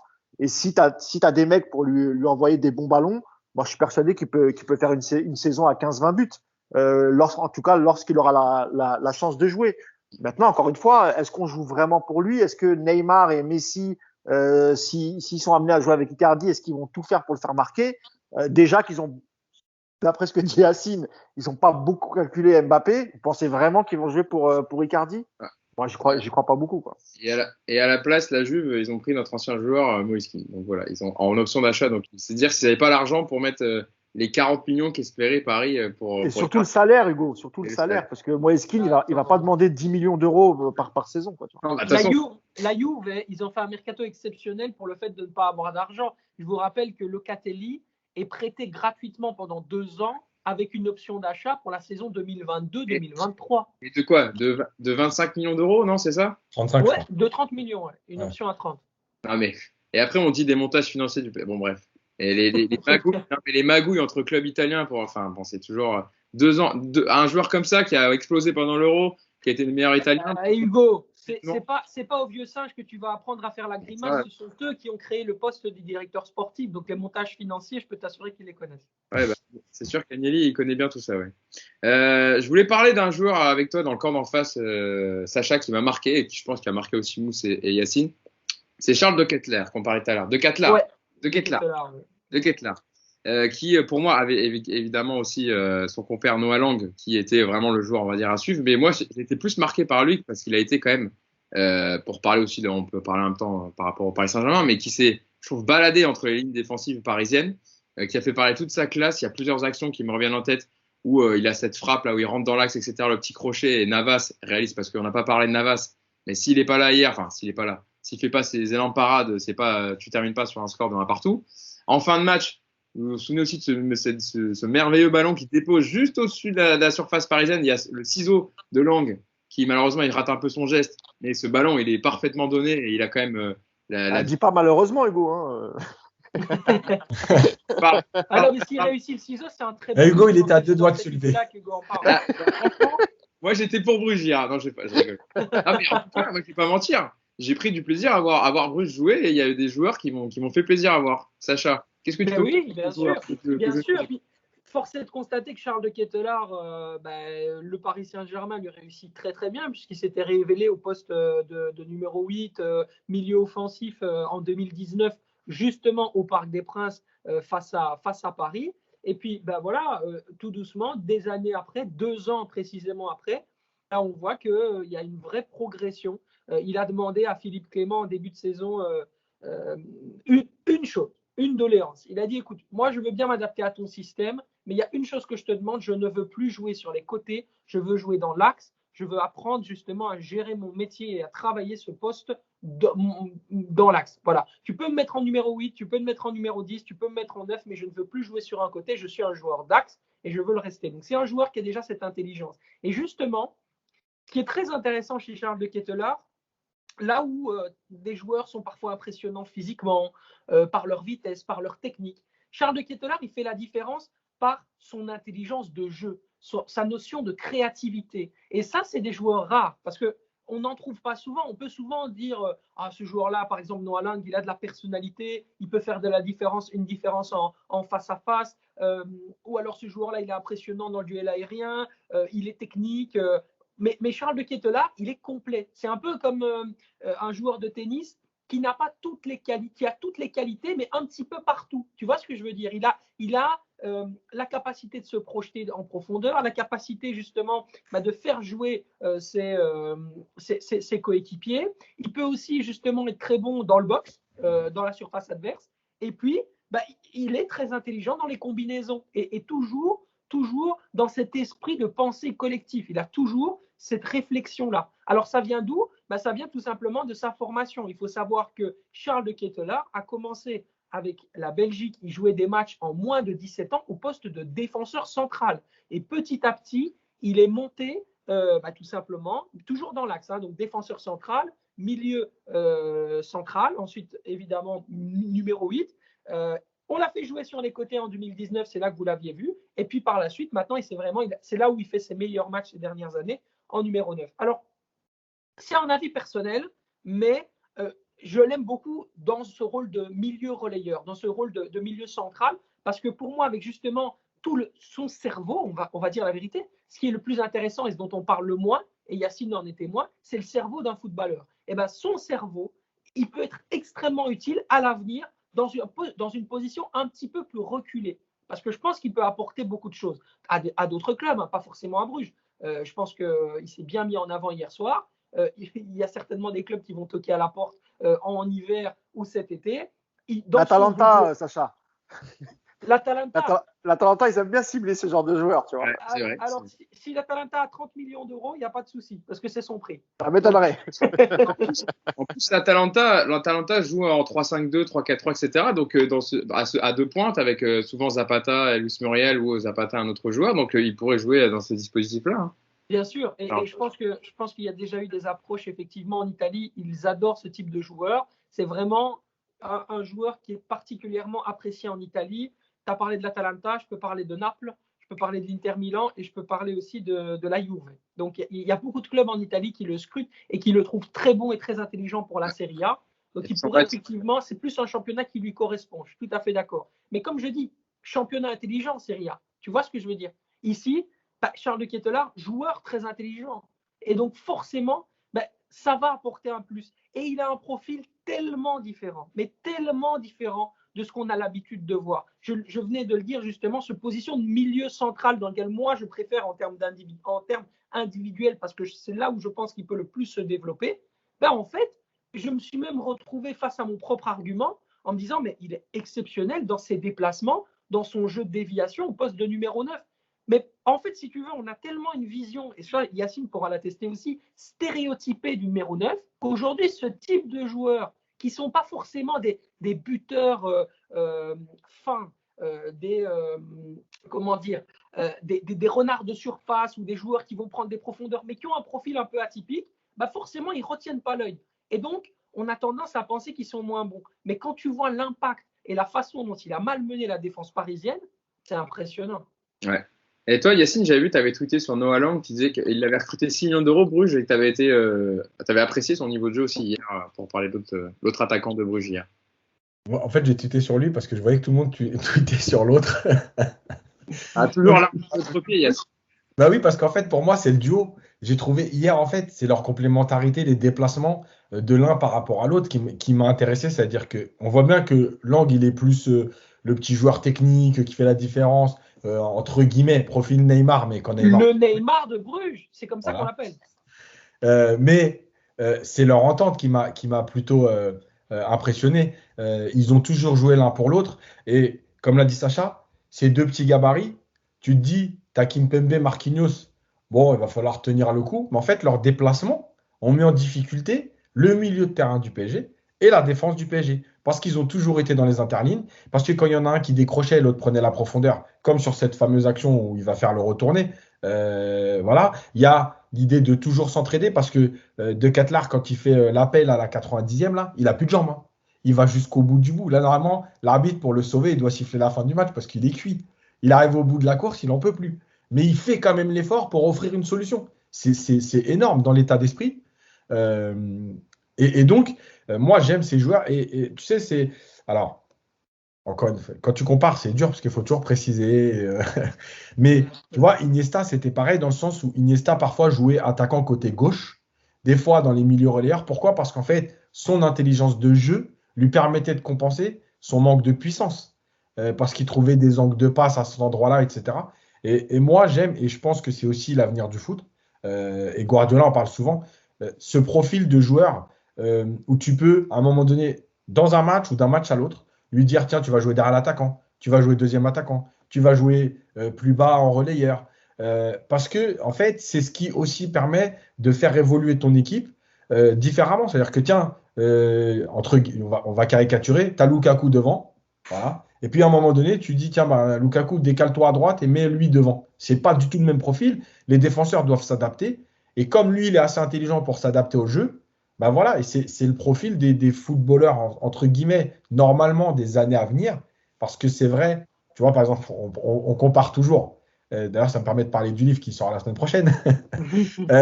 Mais le profil de l'attaquant puissant, en France, un De Ketelaar, s'il est chez les jeunes, personne ne le calcule. Rappelle Yacine, quand est-ce qu'il sort ton livre? Rappelle. Mercredi 22. Voilà, officiellement. Et d'ailleurs, par rapport à ce que tu dis, c'est justement ce pourquoi, lors de sa formation, il a démarré au poste de défenseur. Parce que personne n'allait calculer ce type de profil en Belgique aussi, hein, t'inquiète pas. Les Français, ils ont leur système de formation, mais en Belgique, on est aussi, je dirais, adepte de certaines idées reçues. Donc voilà. Mousse, pour parler, ce sera ma dernière question du podcast, évidemment, avant que Paris ne retrouve la compétition dimanche soir à 21h contre Lyon pour la 6e journée de Ligue 1. Il y aura aussi un match de Ligue 1 en milieu de semaine, la semaine prochaine contre Metz, puis Montpellier après. Est-ce que Mousse, pour trouver cet équilibre dont on parle depuis tout à l'heure, est-ce que l'équilibre de l'équipe ne passe pas par un 3-4-3 qu'on a commencé à évoquer un peu dans le podcast, avec Hakimi et Nuno Mendes en piston pour animer les couloirs, en laissant du coup Messi et Neymar proches de la surface et dans l'axe pour être dans les demi-espaces, peut-être où il serait le mieux et il n'aurait pas trop à défendre. Honnêtement, quand tu vois le match d'hier et l'utilisation des côtés, notamment celui d'Hakimi, même si dans les matchs de Ligue 1 c'était mieux, mais hier honnêtement on l'a quasiment pas vu. D'autre côté, Diallo, bon maintenant on sait, bon d'abord c'est pas son poste, mais on sait que même pour dépanner, ce sera pas suffisant et que heureusement que tu as recruté Nuno Mendes. Oui, moi je pense que si tu veux exploiter cette équipe au mieux et surtout pour pouvoir travailler sur la largeur, pour travailler avec des joueurs de côté, il faut une défense à 3. Et moi je pense que Pochettino il attend juste que Ramos soit prêt physiquement et soit apte à jouer pour peut-être mettre ce système en place et justement permettre peut-être à Neymar et Messi de jouer un peu plus proche de l'attaquant. Après, même si Mbappé ne reste jamais vraiment au centre, il a tendance à s'expatrier à gauche. Et moi, je pense que de toute façon, à gauche, pour moi, c'est son poste, il est meilleur. Je crois qu'Yacine n'est pas trop d'accord avec moi. Mais je pense que Mbappé, mais oui, je pense que le système, il va falloir qu'il le change parce que ça fonctionne pas de toute façon comme ça. Et qu'en plus, même en mettant 3 milieux de terrain pour un peu sécuriser, ça fonctionne toujours pas. Après, il manquait notre milieu indispensable qui était Verratti. Force est de constater que ça démarre mal, toujours avec ses petits soucis de santé et ses pépins physiques. Donc, j'espère qu'il va pouvoir revenir assez rapidement et surtout avoir une certaine régularité parce que c'est pareil. Quand tu sors Verratti sur blessure et qu'il n'est pas là 3-4 matchs, ça veut dire que tu es obligé d'intégrer d'autres milieux. Donc, encore apprendre des automatismes. Au moment où les automatismes peut-être arrivent, hop, Verratti revient et tu travailles autrement. Donc oui, il va falloir vraiment travailler ce système-là qui, pour moi, je pense, sera le meilleur pour le PSG. Et surtout, encore une fois, avec les joueurs de côté que tu as comme Nuno Mendes et Hakimi, tu mettras des buts. Alors peut-être que tu en prendras aussi, ça c'est possible, mais en tout cas, tu en mettras beaucoup plus que dans ce système-là. Qui voilà, depuis le début de saison, il a pas changé de système et on a vu que le contenu, voilà, c'était pas terrible. Donc à voir comment il va articuler ça, mais bon, tant que Ramos n'est pas revenu, et encore une fois, je pense pas qu'il aura j'allais dire le courage, c'est peut-être pas le mot, mais de mettre Kerrer dans cette défense à 3. Je pense qu'il a pas assez confiance. Sacha, même question avant que je finisse avec Cassine. Bien sûr, le système A3 est pour moi le système providentiel, celui qui doit être mis en place avant tout parce que c'est comme ça que les joueurs du Paris Saint-Germain doivent tout simplement s'adapter par rapport aux individualités qu'ils ont. Sergio Ramos, Nuno Mendes, Hakimi, c'est le système qui convient le mieux à toutes les parties. Et donc, ce serait tout à fait logique qu'au retour, en tout cas de Sergio Ramos, ce système A3 soit mis en place. Yacine, tu en parlais aussi un peu tout à l'heure, etc., d'en arriver à cette défense à 3 pour utiliser au mieux les couloirs avec les deux pistons. Ouais, et il y a une chose supplémentaire, parce que vous avez parlé des couloirs. En fait, quand tu défends à 3, ça te permet d'avoir deux milieux, on va dire, moins costauds. Parce qu'en fait, tu as trois axiaux qui peuvent à ce moment-là fermer. Le problème de la fameuse sentinelle, tu l'utilises quand tu joues à 4 parce que tu as deux défenseurs qui vont s'écarter quand tu as le bras là. Et lui qui vient un peu au milieu en troisième, là, tu n'as pas besoin. Donc, ça veut dire que tu peux partir avec cette défense à 3 qui a l'air sur le papier plutôt solide et te dire, au milieu, tu peux jouer qu'avec Verratti et Gueye. Parce que dans leur volume de course, ils vont compenser. Tu as les latéraux, tu as donc, quand tu défends 5 joueurs, ce qui veut dire que tu as moins d'intervalle, tu as ces deux joueurs avec Gueye qui court beaucoup, Verratti aussi. Tu as Verratti plus bas, parce que moi je reste persuadé que c'est l'avenir, Verratti plus bas pour sortir des ballons. Et notamment hier, il a manqué énormément pour sortir des pressings. Parce qu'avec un Verratti, on sait très bien que même s'il y a deux joueurs qui viennent presser, très souvent, il s'en sort et ça te permet de respirer. Donc ça, c'est évidemment. Mais moi, je reste persuadé de la seule chose que je répète depuis que je fais les podcasts. Pour moi, l'exigence, elle viendra de la Ligue 1. À savoir que, moi, j'étais au parc contre Clermont. Tu gagnes 4-0, il n'y a pas de problème. Mais il y a eu des actions de Clermont. Il y a eu des phases de construction et de possession de Clermont. Paris a eu 52% de possession de balle contre Clermont. Au parc. Hein ? Et au parc. Au parc.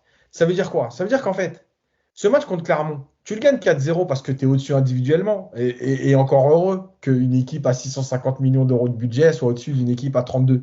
Mais tu fais pas les efforts parce que tu as fait la différence par tes individualités. Tu gagnes 4-0 et tu as l'impression que tu as fait le match.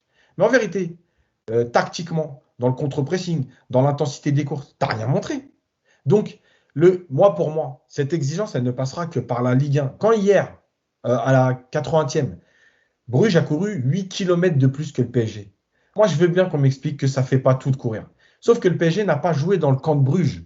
C'est pas comme s'ils n'avaient pas eu de course à faire. Ils ont joué dans leur camp. C'est-à-dire que 8 km, c'est énorme. Il y a pratiquement, tu te rends compte, 8 km, on est pratiquement à 1 km par joueur. Et là, on parle juste de course. On ne va même pas parler de course à haute intensité. Mais ce n'est pas possible. Tu ne peux pas exister contre n'importe qui si tu cours en tout pratiquement 10 km de moins que l'adversaire. Voilà. Donc, cette exigence, elle passera par la Ligue 1. C'est-à-dire que Pochettino ne peut plus se contenter de dire « Ouais, c'est bien, on a gagné. » Voilà. Non, c'est pas bien. Voilà. Et je pense qu'à un moment donné, il faut aussi prendre conscience que la com, c'est Yacine, Pochettino ne croit même pas lui-même à ce qu'il dit. Il fait de la com parce qu'il n'a pas le choix. Mais encore une fois, si vraiment Pochettino était libre de faire ce qu'il voulait, je suis quasiment sûr et certain que même dans le choix du mercato, c'est-à-dire que s'il avait son mot à dire, il aurait sans doute peut-être cherché d'autres joueurs. Tu vois, des vrais joueurs de collectif, comme par exemple le son Herrera et Gueye. Là, il en a deux. Non, mais je suis d'accord. Mais en fait, il est pieds et poings liés. On lui a dit tiens Messi, tiens Ramos, tiens machin. T'as des super joueurs. Maintenant, t'as pas d'excuses. Bah non, c'est pas comme ça qu'on monte une équipe. C'est pas juste avec des noms. Il faut aussi un projet de jeu, des profils spécifiques, etc., etc. Mais lui, il a pas son mot à dire là-dessus, quoi. Donc, on lui a dit ouais, on t'a ramené Ramos, on t'a ramené Wijnaldum, on t'a ramené Messi. Franchement, t'as la meilleure équipe du monde. Et en plus. La presse, puis le président Khalifi qui dit oui, qui répète oui, on a une équipe de dingue, Mbappé n'a pas d'excuses, etc. Mais encore une fois, le foot, c'est pas juste aligner des noms. Il faut aussi une cohérence dans ce que tu veux faire, etc., etc. Mais aujourd'hui, Pochettino n'a pas les moyens de mettre en place ses idées parce que les joueurs qu'on lui a ramenés, ça correspond peut-être pas à la philosophie que lui veut amener sur le terrain et peut-être aussi en dehors du terrain. Non, mais je suis d'accord. Mais ce que je veux dire, c'est que par exemple, quand hier, il dit on a dominé, mais à un moment donné, on a tous vu le match. Arrête de nous prendre pour des cons. Non, mais arrête de nous prendre pour des cons. Voilà, ouais, je suis d'accord. On n'a pas été bon. On s'en sort bien. On prend un point à l'extérieur en Ligue des Champions, premier match de poule. Tu peux positiver la chose. Tu as le droit. Manchester a perdu aux Young Boys de Berne. D'accord? Donc, toi, tu n'as pas perdu. Tu as été dominé. Tu as le droit d'essayer de tourner la chose de façon positive sans mentir. Voilà. Et je pense... Comme ce que fait Peter Bosz à Lyon. Quand ça va pas, il le dit clairement. Voilà. Il va en truc, il dit voilà, en gros, on a fait de la merde. Tel joueur, c'est pas possible. On peut pas gagner un match en courant si peu, etc., etc. Voilà. Bah, Pochettino, il le fait pas. Et le problème, c'est qu'à un moment donné, moi, j'ai parlé avec beaucoup de joueurs, des pros et des anciens pros. Ils te le disent tous. L'histoire du discours dans le vestiaire et dans la presse, c'est des conneries. Parce que, en fait, le joueur, tout le monde lit tout. Même si le coach, à un moment donné, il vient te dire dans le vestiaire après, bon, les gars, voilà, machin. Mais en fait, le joueur, il dit, mais attends, c'est quoi la vérité? C'est on a été nul de ce qu'il nous a dit dans le vestiaire? Ou c'est, il fait ce qu'il a dit dans les médias en disant, bah, finalement, on a dominé parce qu'on a eu la possession. C'est ça ton explication? Et à un moment donné, aujourd'hui, arrête de nous prendre pour des cons. Voilà. Dis la vérité. Tu as eu la possession en termes de chiffres, mais tu n'en as rien fait. Donc, tu n'as pas été bon, tu as été dominé. Le match mérite pas de le gagner. D'ailleurs, Herrera aussi est sur la même ligne en disant on méritait de gagner. Herrera, c'est pire pour moi encore. Parce que voilà, lui, il dit qu'on mérite de gagner. Voilà. Et en plus, tu vois, tu l'as senti un peu agacé au micro de Nicolas Villas, alors que les questions, elles étaient franchement légitimes. Et le mec, tu vois, il a agacé, il dit ouais, mais vous n'auriez pas dit ça si on avait mis un but. De quoi, Sacha? Sacha, oui, qui disait? Non, je dis, il lui a répondu vraiment comme de la merde. C'était pas du tout respectueux la façon dont Herrera a répondu. Il avait vraiment pas envie d'aller à l'interview. J'ai vraiment senti qu'il était obligé. Bon, d'accord, ça peut parfois ne pas être agréable après une performance pareille, mais je pense qu'il y a un minimum de diplomatie à avoir envers un diffuseur. Et juste, je termine. Quand tu fais de la com, il y a une chose importante, c'est que surtout aujourd'hui, qu'il y a plein d'émissions dans plein de pays et les gens regardent tout. Ils lisent les journaux étrangers, etc. En fait, tu donnes des billes aux gens qui vont te défoncer. C'est-à-dire que si Pochettino il vient en conférence de presse et il dit on n'a pas été bon, on a été intéressant 10-15 minutes, après on a été dominé, parce qu'au milieu, on n'a pas répondu présent. Mais, ce que positif, on s'en sort bien, on prend un point. C'est la première journée de Ligue des Champions. On est à l'extérieur, on a pris un point. Rappelez-vous que l'année dernière, le PSG démarre avec une défaite à domicile. Voilà. Donc, on est plus dans le positif. Eh ben, en fait, qu'est-ce que tu vas lui dire après? Tu vas dire quoi? Ah, il dit bah non, il a dit la vérité, mais je vous dis, il n'y a même pas de débat. Sauf que là, il nous prend pour des cons et il ment. Donc, tu te dis, soit il est incompétent et il n'a pas vu, et ça, c'est grave. Soit il nous prend pour des cons, et c'est très grave aussi. Non, je crois, Yacine, on dirait qu'il a pas le droit d'être négatif.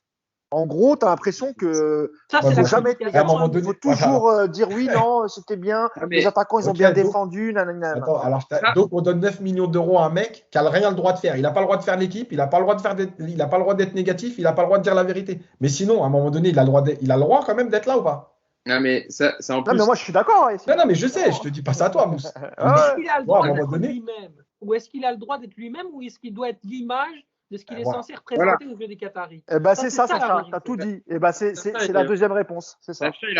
Sacha a raison. C'est qu'en fait, il n'a pas le droit d'être négatif. Il l'a un tout petit peu dit quand il a fait ses changements à la mi-temps, à l'interrogation, en disant qu'il n'était pas content de l'implication défensive, etc., de ses milieux et tout. Donc, c'est pour ça qu'il a changé. Mais au final, en fait, il n'a pas le droit d'être négatif. Parce que si on lui dit t'es négatif, il me dit attends, il y a 50 000 coachs qui aimeraient bien être à ta place. Donc arrête de te plaindre. En fait, c'est un peu ça le message. C'est pour ça que je pense que tous les entraîneurs au Paris Saint-Germain font de la politique, Sacha. Bien sûr, absolument, c'est de la politique. Et c'est évidemment le discours qu'on avait tout à l'heure en disant que ce club est difficilement gouvernable parce qu'aujourd'hui, avec un tel État dictateur totalitaire qui maîtrise quelque part, si tu veux, l'art de contrôler les gens par l'argent, c'est très compliqué, effectivement, de trouver une zone de liberté d'expression. Tu fais ce que tu veux, tu fais ce qu'on te demande, tu fais pas ce que tu veux, tu prends l'argent que tu as demandé, tu acceptes grassement, mais par contre, tu te plies à toutes les règles. Et les règles dans la communication, elles sont extrêmement importantes pour le Paris Saint-Germain, l'image du Paris Saint-Germain, pour les Qataris qui dirigent le Paris Saint-Germain. Et aujourd'hui, Pochettino, il ne peut pas avoir un autre discours qu'un discours faux, lisse et convenant. Oui, parce que en fait, la communication du club, notamment avec le recrutement de Messi, moi j'étais à la conférence de presse, et c'est vrai que moi, quand le président Nasser a dit sur le ton de la blague, ah mais si vous saviez depuis qu'on a signé Messi, le nombre de contrats qu'on nous propose, etc. Moi, ça m'a fait halluciner parce que je me dis à aucun moment, en fait, tu parles du sportif. C'est bien de développer la marque, on est très content de voir des maillots du PSG en Asie, aux États-Unis, tout ça c'est très bien. Mais à quel moment tu parles du sportif?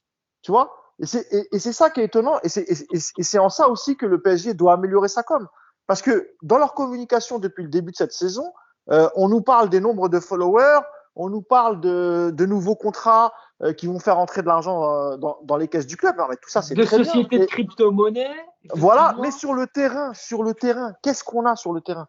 Ok, on a une super attaque, mais est-ce qu'elle est efficace? Est-ce que tout ça c'est cohérent? Non. Et encore une fois, il faut pas s'étonner de voir Mbappé ne pas prolonger, parce que Mbappé c'est un joueur intelligent, c'est un joueur qui est ambitieux. Et encore une fois, moi je pense que lui, il veut qu'on lui parle du sportif. Il veut qu'on lui donne des preuves qu'avec le PSG, il va pouvoir remporter des titres et aussi pouvoir atteindre ses objectifs personnels. Et ça, c'est valable pour tous les joueurs. Et moi, ce que j'ai peur, c'est qu'en fait, vous disiez tout à l'heure que n'importe quel coach rêverait de remplacer Pochettino. Moi, je crois que ça va être de moins en moins le cas et que peut-être que des coachs et même certains joueurs vont se dire, est-ce que vraiment on va venir au PSG? Quel est le projet sportif? Est-ce que je vais pouvoir avoir les mains libres? Est-ce que ceci, est-ce que cela? Après, tu as beaucoup maintenant, avec l'ère moderne, de mercenaires, même en tant que joueur de football professionnel. Évidemment, Sacha, t'en trouveras. Évidemment, j'exagère volontairement. J'exagère volontairement, Sacha. Évidemment qu'il y en aura. Mais en tout cas, certains vont se poser la question. On peut reprendre juste maintenant par rapport au cas, juste avant de terminer avec Hugo, par rapport au cas de Wijnaldum. Wijnaldum dit dans la presse, j'ai été séduit par le discours de l'Inter Milan. Pour moi, c'est eux qui m'ont fait la plus grosse impression. Mais quand le Paris Saint-Germain est arrivé, c'est Barça. Non, il a parlé de l'Inter. Je t'invite à aller voir dans la presse italienne. Ah, d'accord, ok. Il a parlé de l'Inter. Parce qu'il avait une vraie touche avec Barcelone, c'est pour ça. Voilà, mais les propositions et le projet sportif par rapport justement à la préposition financière, évidemment, elle était moins importante qu'au Paris Saint-Germain, mais il a dit les dirigeants m'ont fait grande impression. Mais tu crois qu'ils leur ont fait grande impression? Pourquoi? Parce qu'il y avait un projet sportif, parce qu'il y a une histoire, parce qu'il y a une envie de créer quelque chose au niveau du football, pas objet de mondialisation. La première chose que Bart Verhaeghe, le président de Bruges, pour revenir au match, a dit, c'est le Paris Saint-Germain, d'un point de vue objet de la mondialisation, est le plus grand club de tous les pays du monde. Donc, il ne parle pas de sportif. Personne ne pense aux sportifs quand on pense au Paris Saint-Germain. Le Paris Saint-Germain n'est pas un club qui inspire d'un point de vue sportif cette année. Et même les autres années, en tout cas, cette ère qatari n'inspire pas le sportif.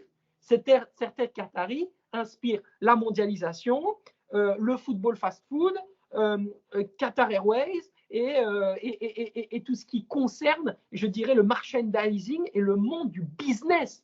C'est ça, le PSG est un football business. Qu'on l'aime ou qu'on n'aime pas, moi j'adore le Paris Saint-Germain parce que je trouve que c'est un club, c'est comme quand tu payes, tu vois, pour voir un beau blockbuster au cinéma, tu vas le voir, tu te fais plaisir, mais tu sais que c'est un blockbuster. Voilà, je ne vais pas voir le Paris Saint-Germain au stade comme je vais voir Séville, Betis. Tu comprends? C'est deux mondes différents. Il faut l'accepter comme tel, tout simplement. C'est pour ça qu'il faut un équilibre entre maintenant le marketing qui a très bien réussi. Et encore une fois, en tant que supporter, évidemment qu'on est fier que cette marque-là s'exporte dans le monde entier, de voir des maillots un peu partout dans le monde entier. Évidemment qu'on en est fier. Mais aujourd'hui, ce qu'il faut, c'est faire la même chose côté sportif. Et peut-être recruter des gens qui savent un peu plus parler de football, qui s'y connaissent un peu plus au niveau du terrain et pas que tout miser sur l'internationalisation de la marque et sur le marketing. Maintenant, pour moi, le travail, il a été très bien fait. Je sais pas. Vraiment ça ne les intéresse pas, les Qataris. J'ai pas la réponse. Tu peux demander à Yacine, il te le dira. Les Qataris, ils s'en foutent de ça. Ce qu'ils veulent, c'est un club resplendissant à l'image internationale, un club qatari qui justement met en avant l'image du Qatar à travers le Paris Saint-Germain et qui permettent au Qatar d'exister aux yeux du monde. Mais le problème, c'est que ça ne suffira pas, malheureusement. Ce n'est pas le sportif qui les intéresse. Sacha, malheureusement, ça ne suffira pas. Oui, pardon. On n'a pas fini. On va faire 1h40 de podcast. Là, ça va être inaudible pour les gens qui nous écoutent. C'est un débat intéressant, mais ça pourrait faire l'objet d'un podcast, mais pour un sujet plus tard, parce que c'est très intéressant ce que vous dites, Sacha et Mousse, évidemment. Mais je pense que là, on va rester sur le match en lui-même et sur le fait que le Paris Saint-Germain donc a concédé le match nul 1-1 pour son premier match. Prochain match, je le rappelle quand même, PSG Manchester City, les amis. Ça sera le 28 septembre à 21h, Yacine. PSG City, le prochain match, ça va donner. Ouais, et ça va faire mal parce qu'en fait, en faisant ce match nul, tu reçois City. S'il y a un résultat négatif, tu as double confrontation contre Leipzig après. Comme l'année dernière, elle va être décisive. Et oui, ça va être un gros match, un gros test. La triplée d'Nkunku d'ailleurs, au passage. Oui, c'est ce que j'ai dit en ouverture du podcast, triplée d'Nkunku. Malheureusement, que tu n'as pas permis à Leipzig de l'emporter. Mais voilà, ça sera déjà un gros affrontement et un gros duel entre les deux favoris du groupe. Donc voilà, ça va déjà se jouer lors de la deuxième journée. Et ça sera le 28 septembre au Parc des Princes. Donc PSG Manchester City. Et puis pour le prochain match du PSG, ce sera, je le disais, dimanche soir 21h pour la 6e journée de Ligue 1. Contre l'Olympique Lyonnais. 20h45, je crois, les matchs le dimanche maintenant. Ah oui, c'est vrai. Amazon fait un quart d'heure avant pour permettre aux familles de rentrer chez elles pour l'école du lendemain. Voilà. Amazon qui pense aux enfants et aux familles. Merci à vous d'avoir été avec moi, Yacine, Mousse et Sacha. Je remercie une nouvelle fois. Attends, juste. Je veux dire que je l'ai reçu. Ah, voilà, le livre de Yacine Amnet. Pour ceux qui seront sur YouTube, parce que ceux qui seront en podcast audio. Alors, si vous nous écoutez en audio, il faut aller voir le podcast vidéo sur YouTube. Évidemment, vous le voyez, Yacine vous montre la couverture de son prochain livre, Les hors-jeux du football français. Yacine, on l'a dit, après, quand il sera officiellement en vente dans les librairies, les Fnac, tout ce que vous voulez, on fera un podcast sur le livre pour que tu nous expliques. Il y a une trêve internationale après le match du 3 octobre, donc on a encore 15 jours de galère. On ne parlera pas de l'équipe de France, des joueurs parisiens dedans, c'est bon, on parlera du livre, ça sera beaucoup plus intéressant, il y aura plus de choses sympas à dire. Mais Yacine, j'imagine que tu es heureux, fier. Excité aussi, parce que officiellement, c'est la semaine prochaine, donc on attend les premiers retours. Donc, mais c'est une belle expérience, une belle aventure. Et voilà, il y a des remerciements dans le livre, mais je remercie un peu tout le monde, notamment l'équipe de Paris United. Voilà. Eh ben, écoute, on en parlera tout au long d'un podcast pour résumer évidemment tout ce que tu as fait comme travail sur ton livre. Merci Sacha. On en fera gagner un sur le podcast YouTube. Voilà, on fera gagner un livre. Comme ça, vous aurez. Voilà, on fera un tirage au sort. Ça va se battre. Hein. Ça va se battre. Ah ouais, normal, c'est Yacine. Hein. Ouais. Vous pouvez retrouver toutes les expressions de Yacine. En fait, à la fin, tu as un petit. Alexis. Appui, c'est dégueulasse. Je vous l'avais dit. Dans la. Voilà, c'est un petit. Le dictionnaire de Yacine. Voilà, le dictionnaire de Yacine Amned. Ça serait un truc à sortir, ça. Par ce rire. Bon, je voulais te remercier, Sacha, d'avoir été une nouvelle fois avec nous. Ça nous a fait extrêmement plaisir que tu nous apportes toutes tes analyses et ton expertise sur ce match. Mais écoute, c'est un grand plaisir partagé. Je vous aime beaucoup les copains, donc c'est toujours un bonheur. Quand on peut, on le fait. Merci Sacha. Tu rentres en Belgique là, Sacha? Ça y est, t'as fait la tournée des médias, t'es passé par RMC Sport, par United, tu rentres chez toi? Ça y est, j'ai fait la tournée effectivement. Je reprends mon train et puis on va continuer à avancer et à faire des choses bien. Eh ben, on te souhaite évidemment, Sacha, et tu reviens avec nous quand tu veux. Merci Mousse. Un rendez-vous match retour, non? Oui, bien sûr, évidemment. Retour, 7 décembre. 7 décembre, j'ai déjà couché la date. Ah, il y a 7 décembre, tu réserves ton lendemain matin d'après-match. Sacha sera avec nous pour parler du doublé de Charles de Kettler. Voilà. Ok. Mais Paris aura gagné 3-2, donc ça ira. Ah, on verra. On ne sait pas, peut-être qu'il y aura une surprise encore comme hier. Peut-être. Mais si c'est au parc, c'est encore pire hein, quand même. Déjà, c'est compliqué, mais si au parc on se fait rouler dessus par Bruges, désolé, mais bon, ça fera quand même tâche. Hein. Ouais. Merci Mousse, merci Yacine d'avoir été avec moi. Merci. Un bon podcast et on vous souhaite, on se retrouve évidemment après le match contre Lyon, lundi matin, pour parler de cet affrontement entre les deux ogres du championnat français. Merci à vous de nous avoir écoutés et donc à lundi. Ciao à tous. Ciao. Ciao.